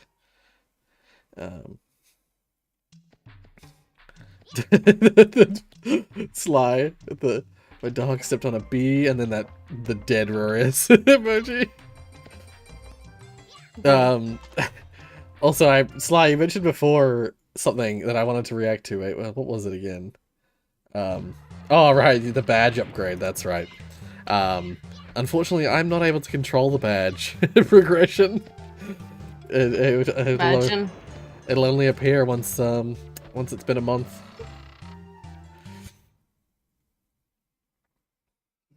Yeah. Oh, chest. Here. Oh, the stone boomerang. I almost never use this boomerang. Because I always have the grapple before you get it. And the grapple is just no wonder better. I also wouldn't use a boomerang made out of stone. That sounds kind of stupid. You'd think it wouldn't fly very well. But, yeah. It seems to fly fine in this game. I don't know how, but it apparently flies fine. But that's some magic shit. I mean, this game has magic in it, so it might just be some magical shit going on. I mean, we are playing a character that's black and white. Yeah, that's magically black and white, and that their skin is black. Not that there's anything racist about it. I'm just well, yeah, it's not like black in that way. It's like charcoal colored. Yeah, it's like, it looks like he's in black and white, like you're watching in a black and white TV. Yeah. But yeah, it does make you go, I will say. Us. Yeah, video game logic, yeah. Yeah, unfortunately, the badges are beyond my power. That's YouTube. The almighty YouTube has control over that. And sadly, YouTube is more stronger than a creator. Surprise, surprise. Yeah. Yeah. I just noticed something. Tell me. Rory, you don't have our little things at the bottom. Oh, I don't! Oh, shit! I meant to turn that on! I did notice that, but I wasn't thinking like, yeah, we don't need that, it's fine. I had totally intended to turn that on at the start of the stream and I completely forgot. I think it's because no one had joined me at the start of the stream. So I didn't think about normally. it. Lamau. Did I do this? Door? Did I laugh at this door? I feel like I did. There we are. Yeah, there we go. I don't know if I laughed at this door or not.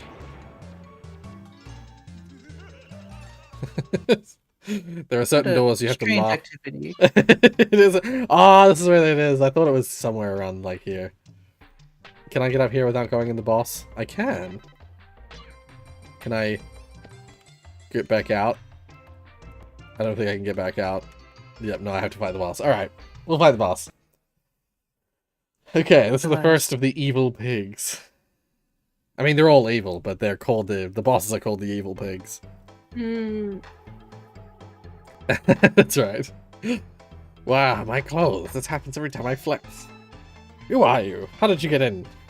You what? A scrawny thing like you wants to fight me? Yeah. This music that plays in the evil pigs fights. I love it. And I love the evil pigs. I don't know what it is about them. Oh, I grabbed him by accident. Shit.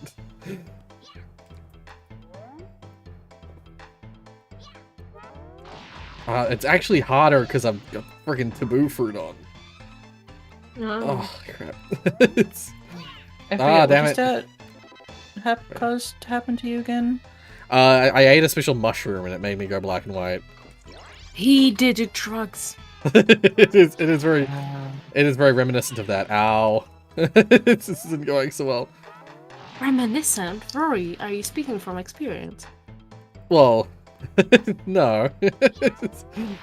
Speaking from common knowledge? Oh my god. He has a precision aiming. Why am I having so much trouble with this boss? The last time I did this, I literally did it first try. Oh, I ate the ordinary mushroom, but it didn't get rid of my status. There we go. See, first time I grabbed him properly. Actually, yeah. That was a bit rough.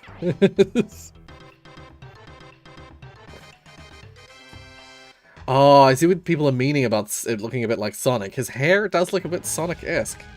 Yeah. I didn't think about that. Druggius. And now he in hell. Yeah, I mean that is the evil fire pig. So yeah. For some reason in both games, in Tommy 1 and 2, I think. Is it both games? I think it is. Actually, it might not, you might not have to in the second game. I forget. That's the only pig you have to fight before the end of the game.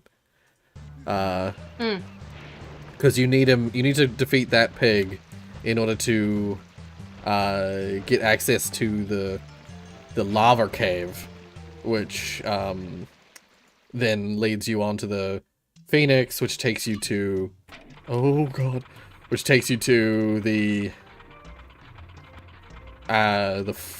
jungle, which then once you get to the end of the jungle, you get access to the water village, and then from the water village you get access to the underground village, and that's where the end of the game is. So it's about halfway through the game, I suppose. And it's the only boss you have to fight before that point.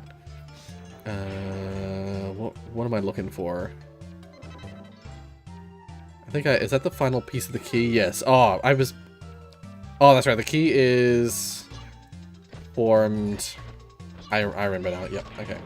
Like trying to just remind myself where the hell I'm going. Mm. Well, I know I haven't been here for much long, but I sadly will go now because my tiredness is getting over me slowly. Okay. Yeah. Before you do leave, what I will mention is that there's one thing I wanted to mention when we had a decent number of people here, and you and Digits both here, is that I do plan. My plan is for. I'm still not 100% sure. This might change, but I'm planning to do the 12-hour stream I was mentioning next weekend. That is planned. That's my plan for next weekend. So, holy shit. All things going well, all things being prepped properly, because I might find that I haven't prepped it well enough, and I'm like, I have to cancel. All things prepped correctly. Next week. Next week, Saturday, my time, but Sunday. Oh, it's Friday for most people. Will be the big 12-hour stream. It'll be like a cross between like just a celebratory stream, but also somewhat of a subscribe to the channel advertisement stream.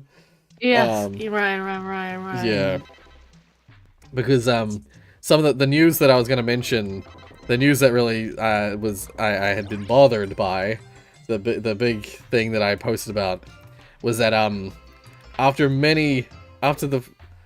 waiting much time and after many job applications, I still don't have a job. Aww. So yeah, I am financially and just like life-wise in a really tight spot. Yeah.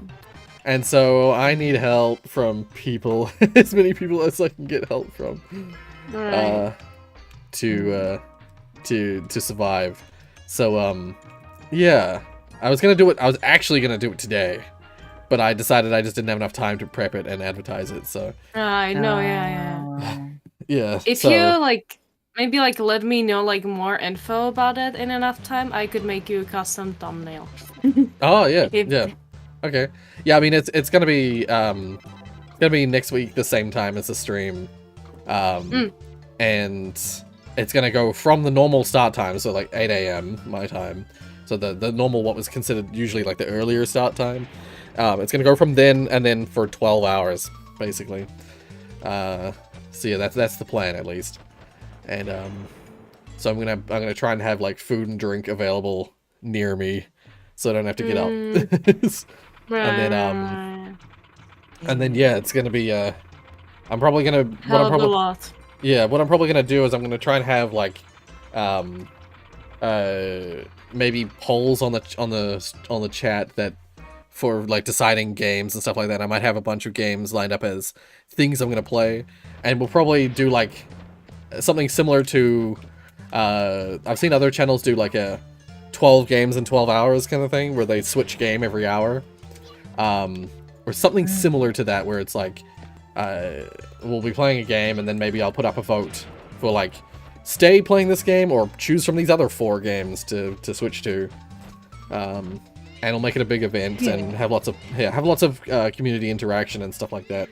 Maybe if I can find some games that have YouTube integration, that might be something that I try and play on the channel.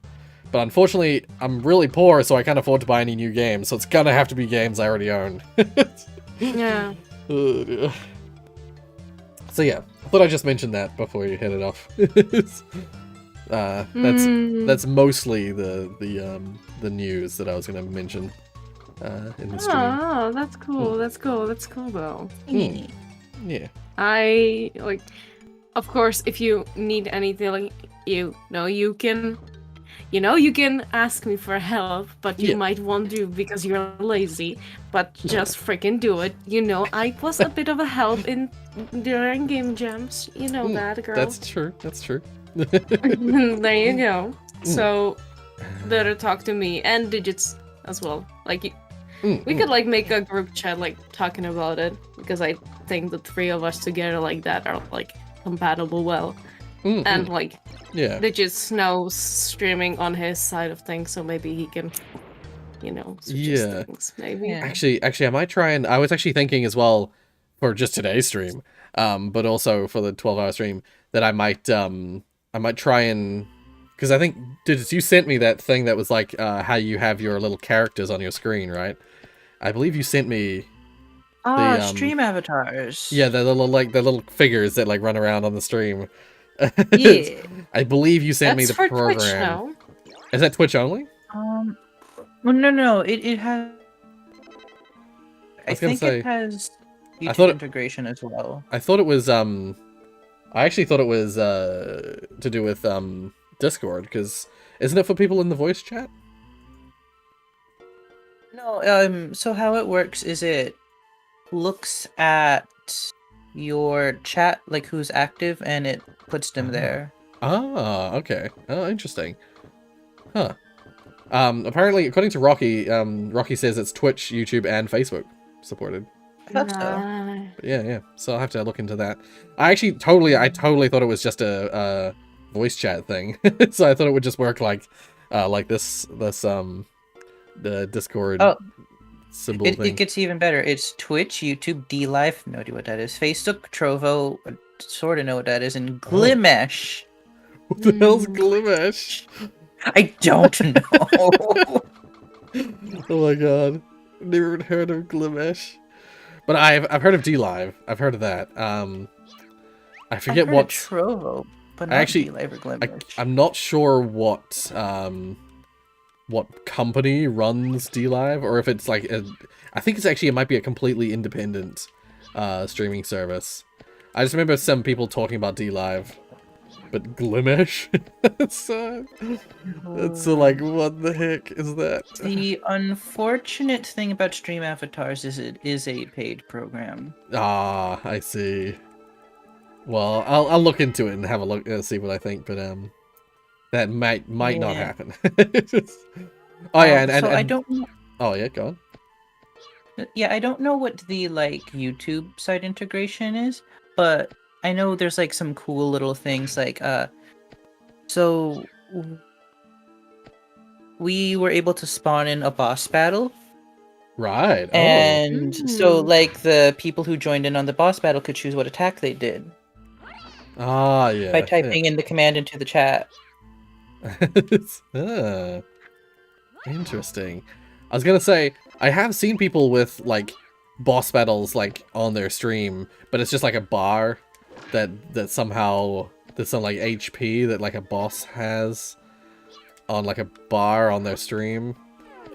And I know that like it's partially donation like integrated, but it's not entirely donation integrated. So like if you're just chatting, I believe you can still fight the boss. But if you donate money, you can like do it like big critical hits or something like that. I forget exactly how it works, but I remember seeing that years ago on someone's stream. For Stream Avatars doesn't really deal with monetization. Right, yeah. I don't think so. Yeah. I didn't imagine just like, so. Yeah. Yeah, it's a cute little thing you can just put up for the viewers. I have no idea how customization works, since on Twitch you have to extension, and then that allows people to customize their stuff. Right, yeah.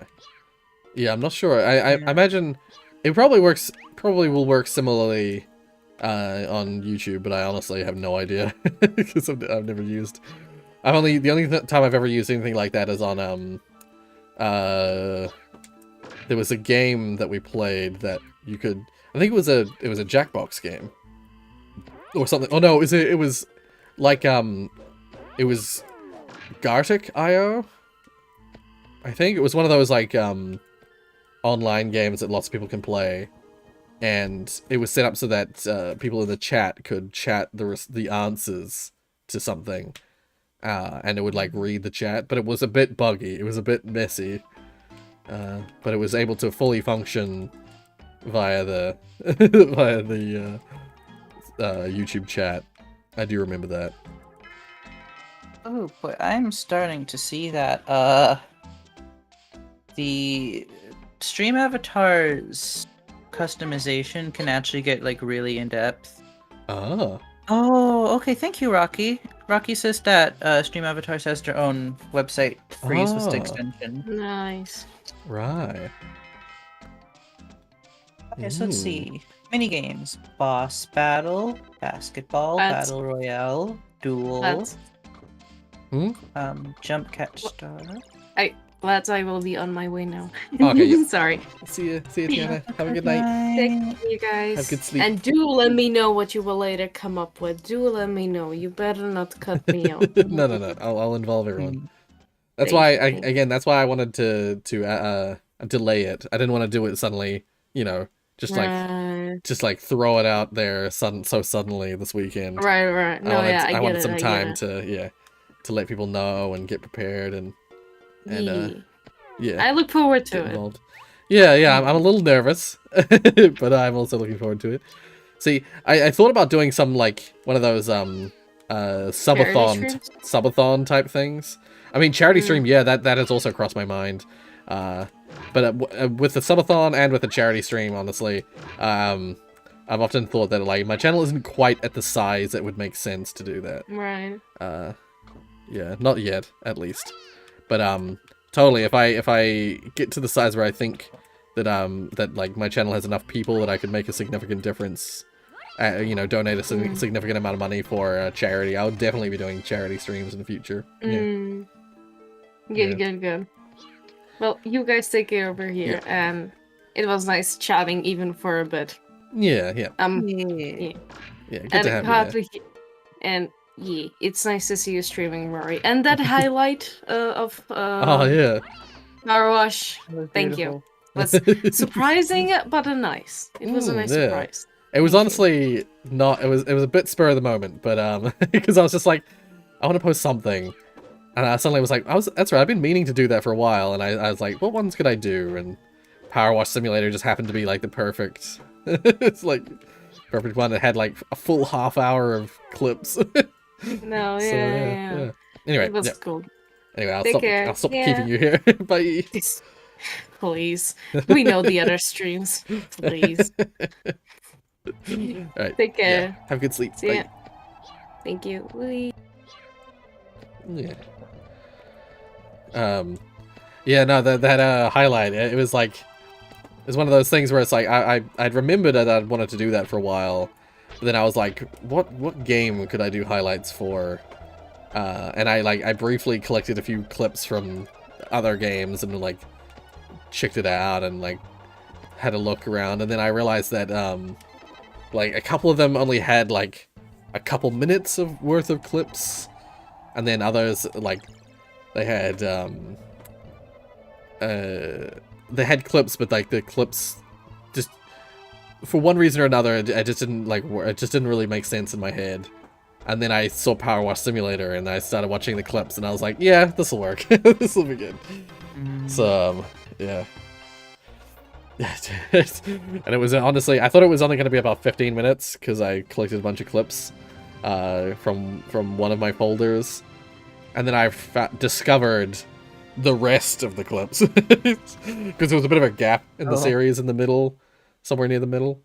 So there was a bit of a pause, and then it continued again. And so once I found the rest of the clips, I like rechecked how long it was gonna be, and it like doubled in length. I was like, oh, okay. Yeah. And I did not check it out fully, so I don't know if there are any clips that don't make any sense by themselves or without context. But I just trusted that past me wouldn't have done that with clips for a highlight reel in the first place. So, yeah. I had also planned to, like, a part of me was intending to come to to premiere it and do a full-on, join in the premiere and everything, but when it came to the night before the premiere, I just wasn't able to get up and watch it, unfortunately, so I decided I'd just release it as a video instead. I don't like premiering stuff when I can't be there, because I feel like most people like the premieres because they get to join, they get to have a chat with me about it, you know, meanwhile watching it. So, yeah. Yeah, I'm glad you liked it, Sly. I'm glad you liked the Power Wash clips.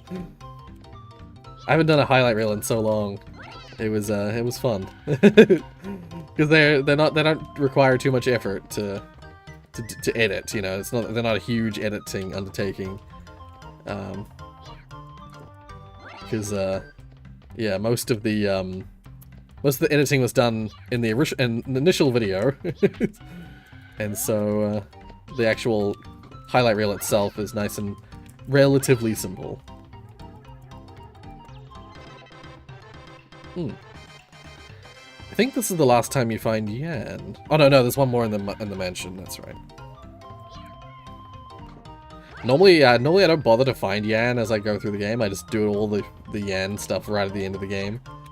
But this time I've decided to do it correctly, in the correct sort of order, and it's honestly probably for the best to do it in the order, because you get stuff from Yan for completing his missions. So.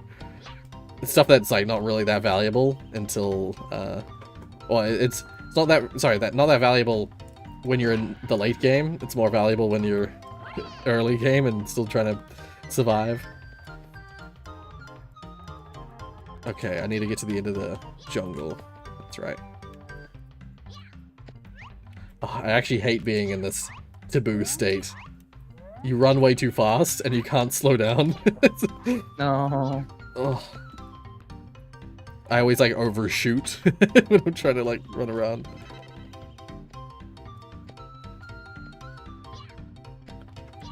Here we go. Yeah.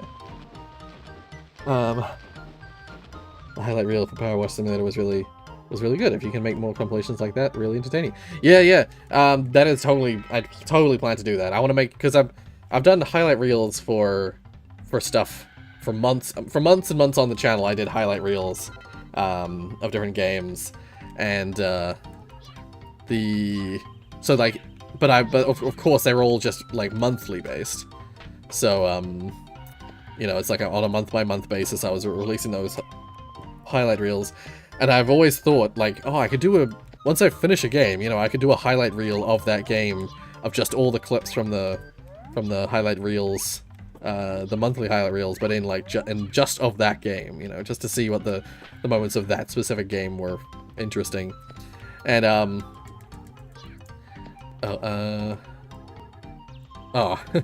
have to actually give him this hat. And so yeah, finally I actually just bit the bullet and made one, and yeah, I think it was good. So I'm definitely gonna be doing that. I'm gonna be going through my lists. I think Control was almost the first one I did. I almost made Control the very first highlight reel. But I found more Power Wash Sim highlights before I found all the Control ones, so yeah, it just was like I just started focusing in on Power Wash Simulator, so yeah, so probably the next one will probably be Control, just because that's the next one I've seen in my list. And then there was definitely like, I'm going through all the ones that I have all the clips already pre-rendered, because there are a ton of clips from games where I didn't render the clips separately. I only I used the original video files and just took a singular moment out of the original recording and put that in the highlight, straight into the highlight reel as a whole. So what used to be the case is I used to have to store oh wait, I have to give him bananas. I used to have to store all my original recordings and then put them in one big folder for the compilation. And so that, like, while working on the compilation, I could sometimes have hundreds of gigs of video files that are taking up space on my hard drive, waiting to go into the compilation. So instead, what I started doing, which is way better, is every time I come up across a clip, every time I find a clip in a video I'm editing, I'm like, oh, actually no, I think I did it at the end. So I'd bookmark it like I used to always do, but then at the end of editing the video, before I render the video, I render all the clips and then I render the video. So I have all the individual clips just in little singular video files. And so from the point that I started doing that, I've been going through those videos to just get the clips separately. If I do highlight reels of stuff prior to that, then I'm probably going to have to go into the compilation and cut out the clips from the videos, because I don't keep the source of recordings for most of my games after a certain amount of time. So doing highlights of those earlier things is going to be a little harder, and it's going to have artifacts from the compilation video in it that I can't remove, like the thumbnails in the corner and the little text that pops up to say what the clip's name is. They're gonna be left inside they're gonna be left in the in the highlight reels for the video for the game itself. Yeah.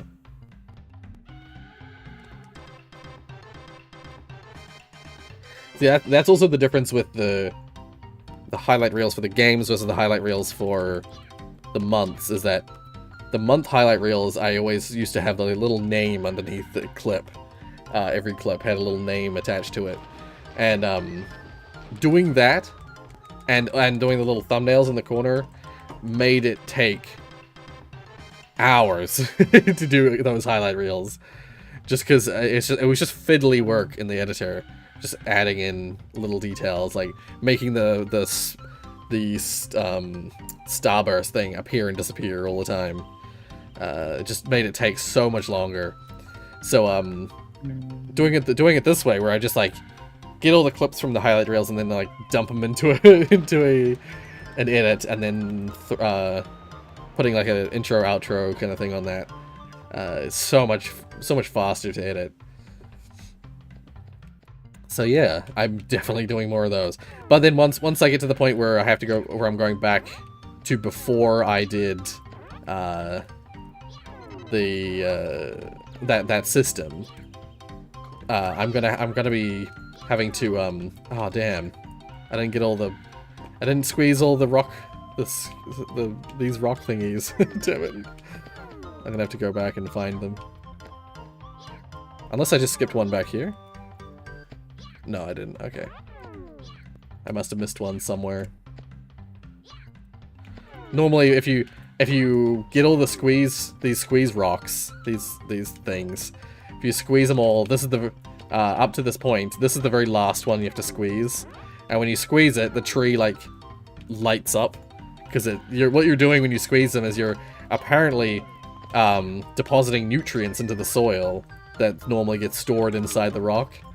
And this tree, this wisdom tree, likes the nutrients from these rocks. These squeeze rocks thing.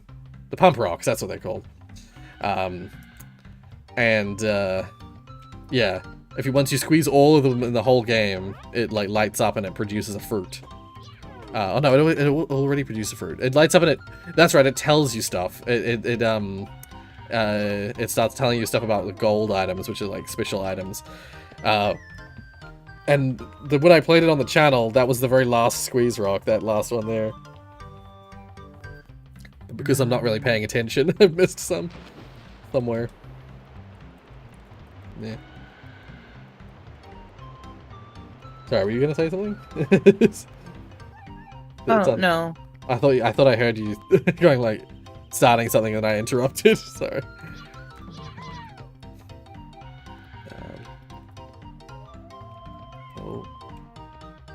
Oh, get out of the way, Mr.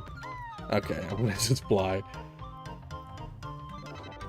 Fly, you fool. Oh, do I not have any? I don't have any charity wings. This'll do.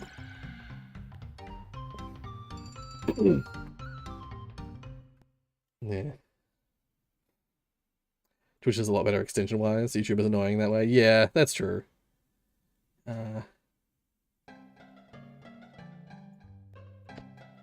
Yeah. Yeah, there's a lot of things like to do with like chat integration that just doesn't work on YouTube. Usually it's because something to do with the way that Twitch's chat is integrated into the live streams just makes it so it's seemingly a simpler to set up, or maybe the API, the Discord, the Twitch API is easier to use, more accessible or something. For whatever reason, YouTube's is not good. It's not nearly as frequently included. Yeah, unfortunately. Yeah, it wouldn't surprise me at all if it's just because, you know, YouTube, when YouTube set up its systems, it sort of didn't have that in mind. So it wouldn't surprise me if the API is a little bit like less capable of those kinds of things. That and the YouTube API is just very hard to read. Right. I tried. Fair enough. I gave up. Fair enough. Yeah.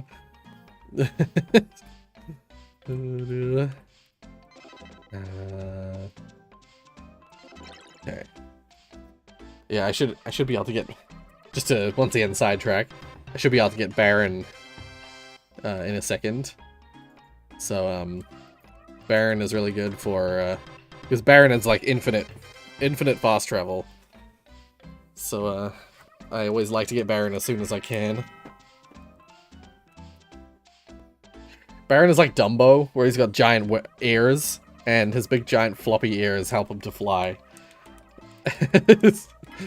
So in this game, you fly by dog. Oh. You'll see it. You'll see it. I mean, if I finish the game, which I won't, because we've only got about 10 minutes left. I mean, I can show it off once we get Baron, but in one of the cutscenes, you can literally see Tombi flying on Baron's back.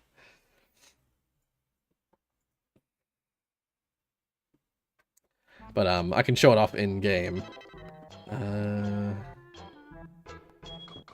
Okay, I've got the 4 leaf butterflies. Oh, I do have charity wings. Okay, wait, yeah, charity wings.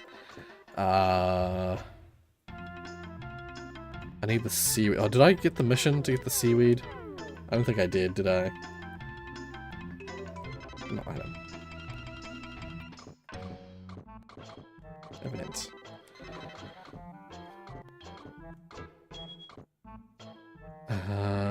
Where is it?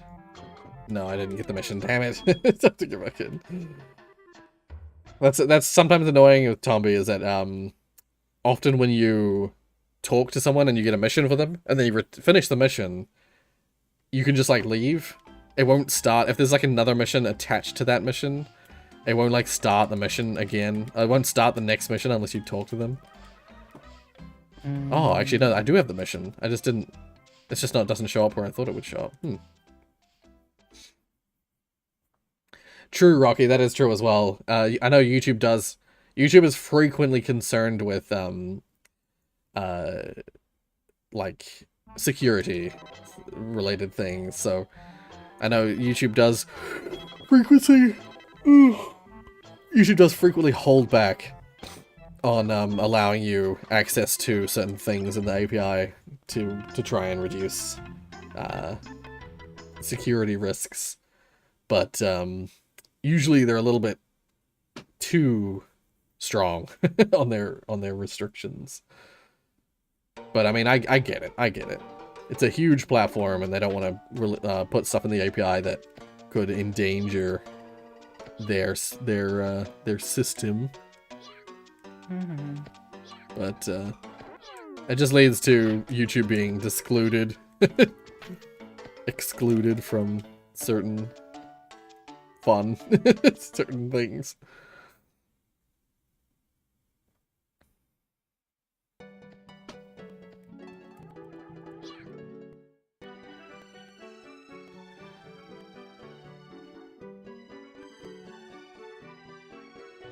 It's interesting because I keep returning to that idea in my head that I really want to make a Tombi game at some point in my life. I want to make a Tombi clone.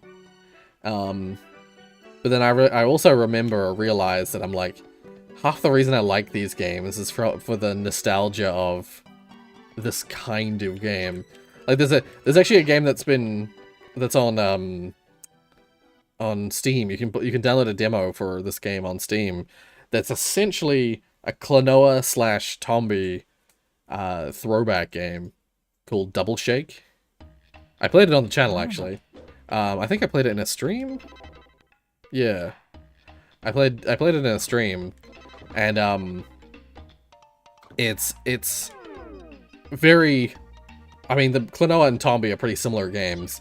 I never played Klonoa. I only played the second Klonoa game. I never played the first back in the day, but I don't know if the second. I don't know if they're very different from each other, but the Double Shake demo is very Tombi 1, Tombi 2-esque in its style, and I mean, I do enjoy that game a lot, so maybe I would like a modern version of this game. But I will say, yeah, it's designed to look like a game from this era, and maybe some of my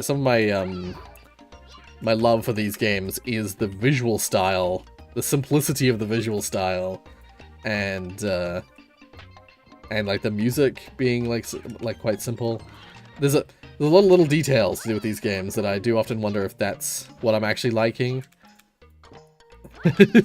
Like, so if you made a modern variant, if you made like this in high def graphics, would I still like it as much? I don't know. That's a good question.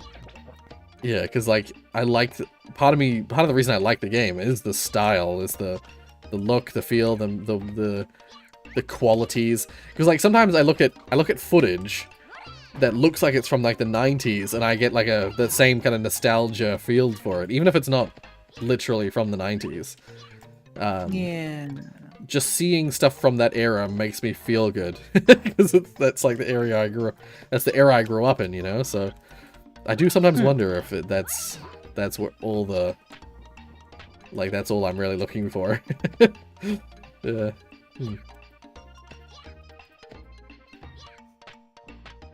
Okay, I need to... I know how to swim, so maybe it's the... Oh, there's... I need to go back to the... Oh, hey! Hi, yeah, we're good. Well, I'm good. I shouldn't speak on behalf of Digits. I'm good. Yeah. Ah, was it, you thought it was lagging, but it was just the internet? Okay. Good to know. Oh, right, I can do the leaf butterfly thing.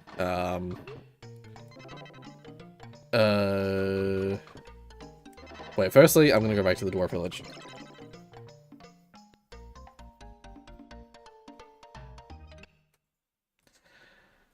But I will say, the music, specifically, like, even though I know a lot of people find the music in Tombi kind of irritating, certain pieces of the music. I know my parents always found it irritating.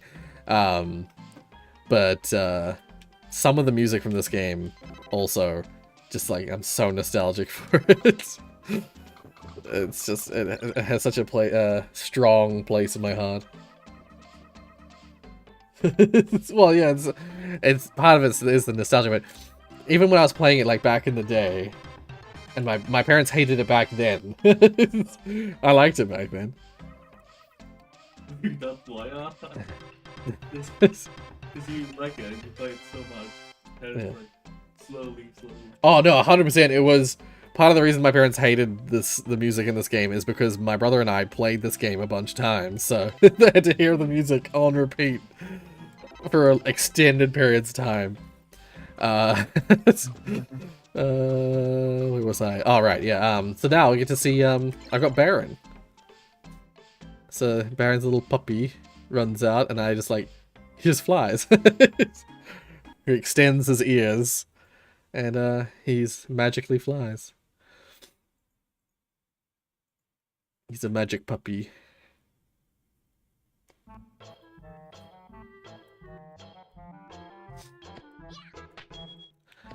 Yeah. And what I liked about things like Baron as well is that he's actually he remains a companion of yours through the, not just in the, like, he's not just in this game. He features in the second game as well. All right, leaf butterflies. Firstly, Baron is like you find him as a puppy in this game, and then you feed him. You bring him to the doctor, and the doctor looks after him as he like grows up, and you feed him stuff to make him stronger and stuff like that. You bring him exotic foods that help him recover and then like grow up big and strong. And then he becomes like an important character for the end of the game. Like you actually he's required. It's required that you have him before you fight the final boss, because he helps you directly in the final boss.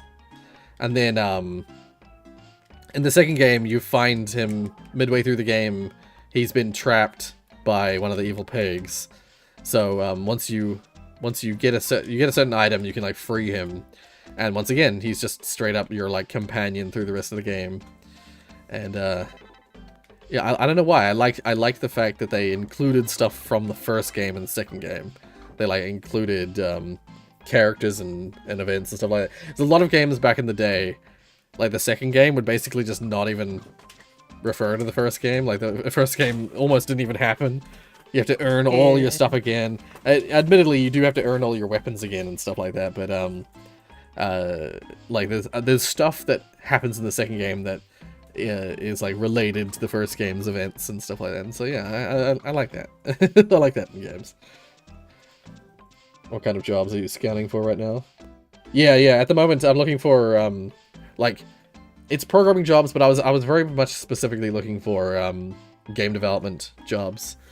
I was I had applied to a bunch of places, and I had a couple of like what I would call like close calls, or you know, I was shortlisted a couple of times, or 2 or 3 times, but there was always something that came up in the end that stopped them from going forward, which just meant that I was constantly on like I was constantly hooked, so to speak, and then dragged along a bit while I waited, and then let go. Which is really, that's more painful in my opinion than just having a flat out rejection. Yeah, when you get your hopes up because they're like, oh, we're interested, but then like something happens and it's like, sorry, we're no longer interested. It's like, god damn it. No. Yeah. What did you almost get into? Some of them were big. I won't mention names, but some of the places were big. And one of the places that I still have a chance at, just because they said to come back with, like, they really liked everything they saw of mine, except that the main thing that the reason that they didn't go forward with me was because I hadn't worked in a team before. I hadn't worked in like a programming team, or like a game development team before. I'd always worked either by myself or with one other person. And usually that one other person was not working on code, so yeah, so I was like, he basically said, if you don't have a job in 6 months, come back to us, because we'd still be interested in bringing you on the team. Game jams, well, the game jams were like most of what I showed off, you know. Yeah, but I've done game jams, but I've never worked code-wise with another programmer. I've always worked with an artist or with a musician, or, you know, I've always had just one-on-one things, and they were actually, me hosting game jams and me streaming my development were actually reasons that they really liked what they saw. They were really interested in me. But yeah, there was that one little thing, was the not working in a team before. And there was one other thing as well. What the hell was it?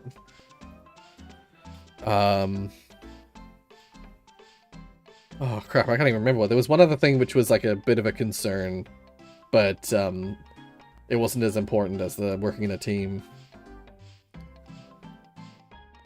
Some companies do that, but this company that I was applying for that was really interested, they don't really have the size or the... Like, they're not a huge company, so they don't really have the capacity to do that. Bigger companies do have that, but none of the bigger companies responded to my... Well, one of them did, but then I flubbed the interview. They actually brought me in, but then I flubbed the technical interview, and so yeah. They didn't even send me an email or anything. Oh no, they did send me an email. It was pretty clear, like it was immediately obvious that it was immediately obvious that it's like, nah, it's not gonna work. Partly because it was in a different programming language to the one I'm used to, but that's all good. I think I did talk about it in a stream once where it's like I was applying for a place that, you know, is C++ development. And while I have worked in C++ before, it's not like I'm so used to working with C# and specifically in Unity that it's like trying to rapidly learn or rapidly relearn C++ in a real quick time span for the technical interview just didn't work for me, sadly. So yeah, but that would have if I had managed to get that would have been amazing job, that one. You try doing it on your own, like indie dev stuff. Well, that is essentially like that's half and half what I'm doing now. What I'm doing now with I have a team that I've developed, that I've brought together to make a game as a team with like multiple artists, multiple programmers, yeah,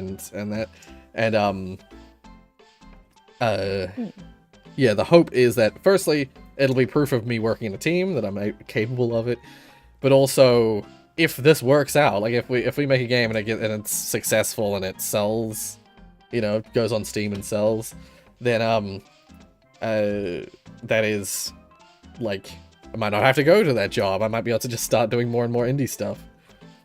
So yeah. Because where am I going? Well, I was just gonna remind myself where I'm going in the game. Village of Civilization, I think. Yeah. So that's a thing. That's if this first game we develop works out like well, then I might not even bother going back to that company. Yeah, let's make some money. It'll probably not be much, I imagine, and at least not initially. Oh, cool, Sly. That's really cool. Would you be interested in letting us know what game you made? Because I'm really curious. Because that'd be really cool to hear. Yeah. So like at the moment we have a team and we have a publisher. Technically, we have a publisher lined up, but they haven't published anything yet. So if things, it's called Archvale. I was commissioned for a bunch of animations. Ah, cool. I've not heard of the game though. I'll have to check it out. Name sounds familiar. I'll have to look it up. One second, I'm gonna look it up. I'm gonna quickly look it up. I've probably heard it before because it's published by Humble Games. Ah. Oh, I think I actually have seen this before. Like literally everything Humble Game publishes becomes popular in some way, shape, or form. Right. Yeah. Very cool. I think I have seen this before. I'm not logged in, so I don't know if I've wishlisted it or anything, but yeah, this looks like a game that I would have wishlisted. That's really cool. That's really, really cool to see. Yeah, Humble Games. IDOS and Fops? Yeah, Fops. IDOS and Fops. That's really cool. Yeah, and it's very positively reviewed. Yeah. That's super cool. I can only hope that we get something similar with our games, with our game. But we'll see. We'll see what happens.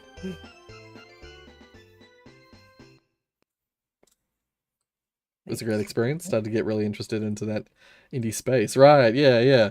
And definitely, yeah. If this game that we're making, if it turns out well, like that, then yeah, that's definitely what I'm going to pursue. I'm going to say I'm probably going to not bother with not worry about getting joining a team anymore. I'll already have a team. And honestly, the indie game, sorry, the games industry in New Zealand is not very big. So if I could set up another studio, even though everyone else in the studio is not from New Zealand, if I could get young talent to join me in New Zealand, that'd be cool. Yeah. That'd be really cool, actually. I think I'd really love that.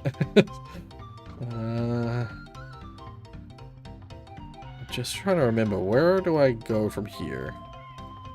Oh, wait, I'm gonna talk to the guy. I really wish you could go. I wish I didn't have to do it like this. Yeah, if I could get to the point where we're big enough to actually hire people from New Zealand, or from just hire people, yeah, like from New Zealand or otherwise, that'd be amazing.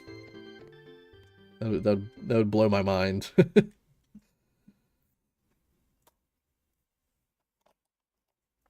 Because I used to work in my old high school, and there's lots of students wanting to work in the game lots of students who choose to work in the game dev hub, who do like making games and stuff like that. Being able to be involved in that somehow and like get people interested and get people even possibly lined up for development in my studio, that'd be really cool.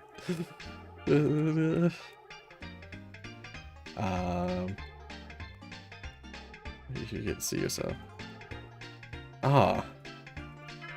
God damn it. I spoke to this guy before and he didn't open the door for me. I come back and he opens it now. God damn it. He must have talked about his smoothie before. He must have asked if I liked his banana smoothie. And so he didn't open the gates until I came back.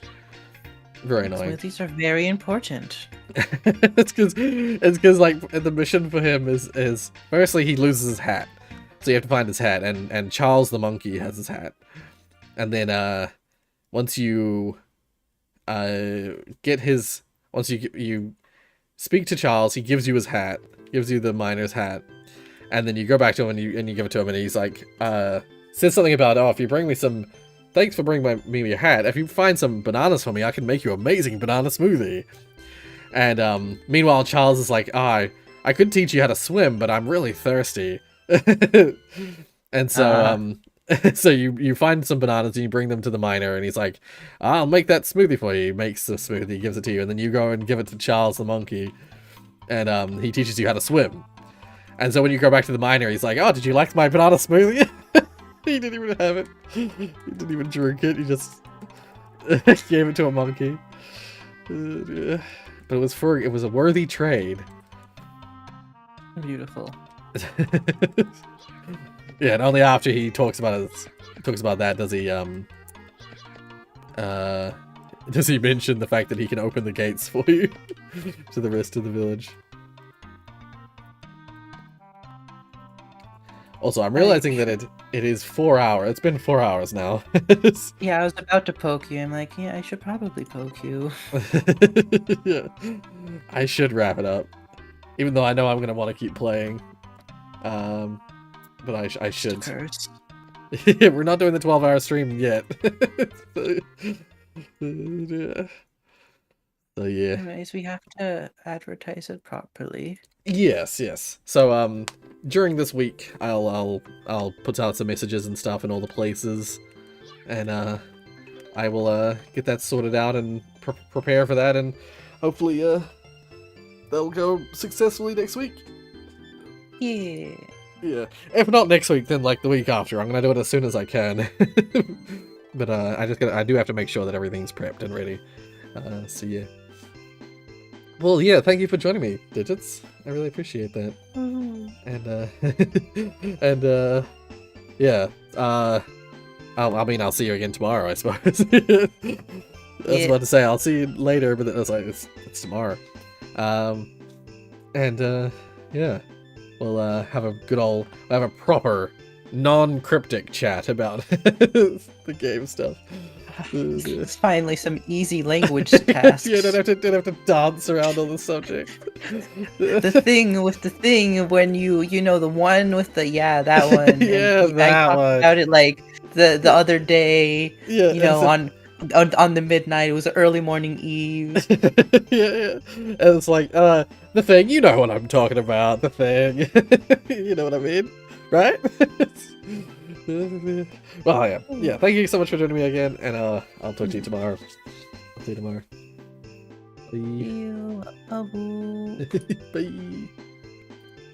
Alright. Well, yeah, thank you guys so much for joining me. This was a nice chill chat stream. I like doing the chill streams. I really, really like playing games that I already know, that like the back of my hand, and I can just relax. Games like Tommy, old PS1 games, stuff like that. It's just, oh, so good. But yeah, if you like what you saw, hit that like button if you haven't already hit it. Yeah. Once again, thanks, Digits. You have good sleeps. And good eats if you haven't already eaten, but I assume you probably have had dinner already. But yeah, see ya, Thomas. Bye. I hope you all have a wonderful rest of your night or day. Community around the indie scene, one of the most supportive communities I've ever seen. Yeah, I really love the indie development communities. They have all the best things about the modding communities without the toxicity of modding communities, which inevitably always arrives at some point. So yeah, I love the indie dev scene. And I love the stories from indie devs where it's like the same thing happened with the Stardew Valley developer. He was like trying to get a job for ages and he just couldn't get a job. So he's like, you know what? Fuck it, I'm gonna do it all myself. And he made the entire game of Stardew Valley by himself. And it's one of the biggest, like, hits. The biggest successes ever in the indie scene. Ah. Brilliant. If I can have even a fraction of his success with our first game project, I will be super happy. Yeah. Anyway, yeah. I hope you all liked the stream. I hope you enjoyed revisiting Tombi with me. I'll probably play the rest of Tombi in another chill stream down the line. But I'll make sure to save state it. And I hope you all have a good rest of your day, night, or morning, or whatever. And I hope to see you all again very soon. Bye, guys. Bye.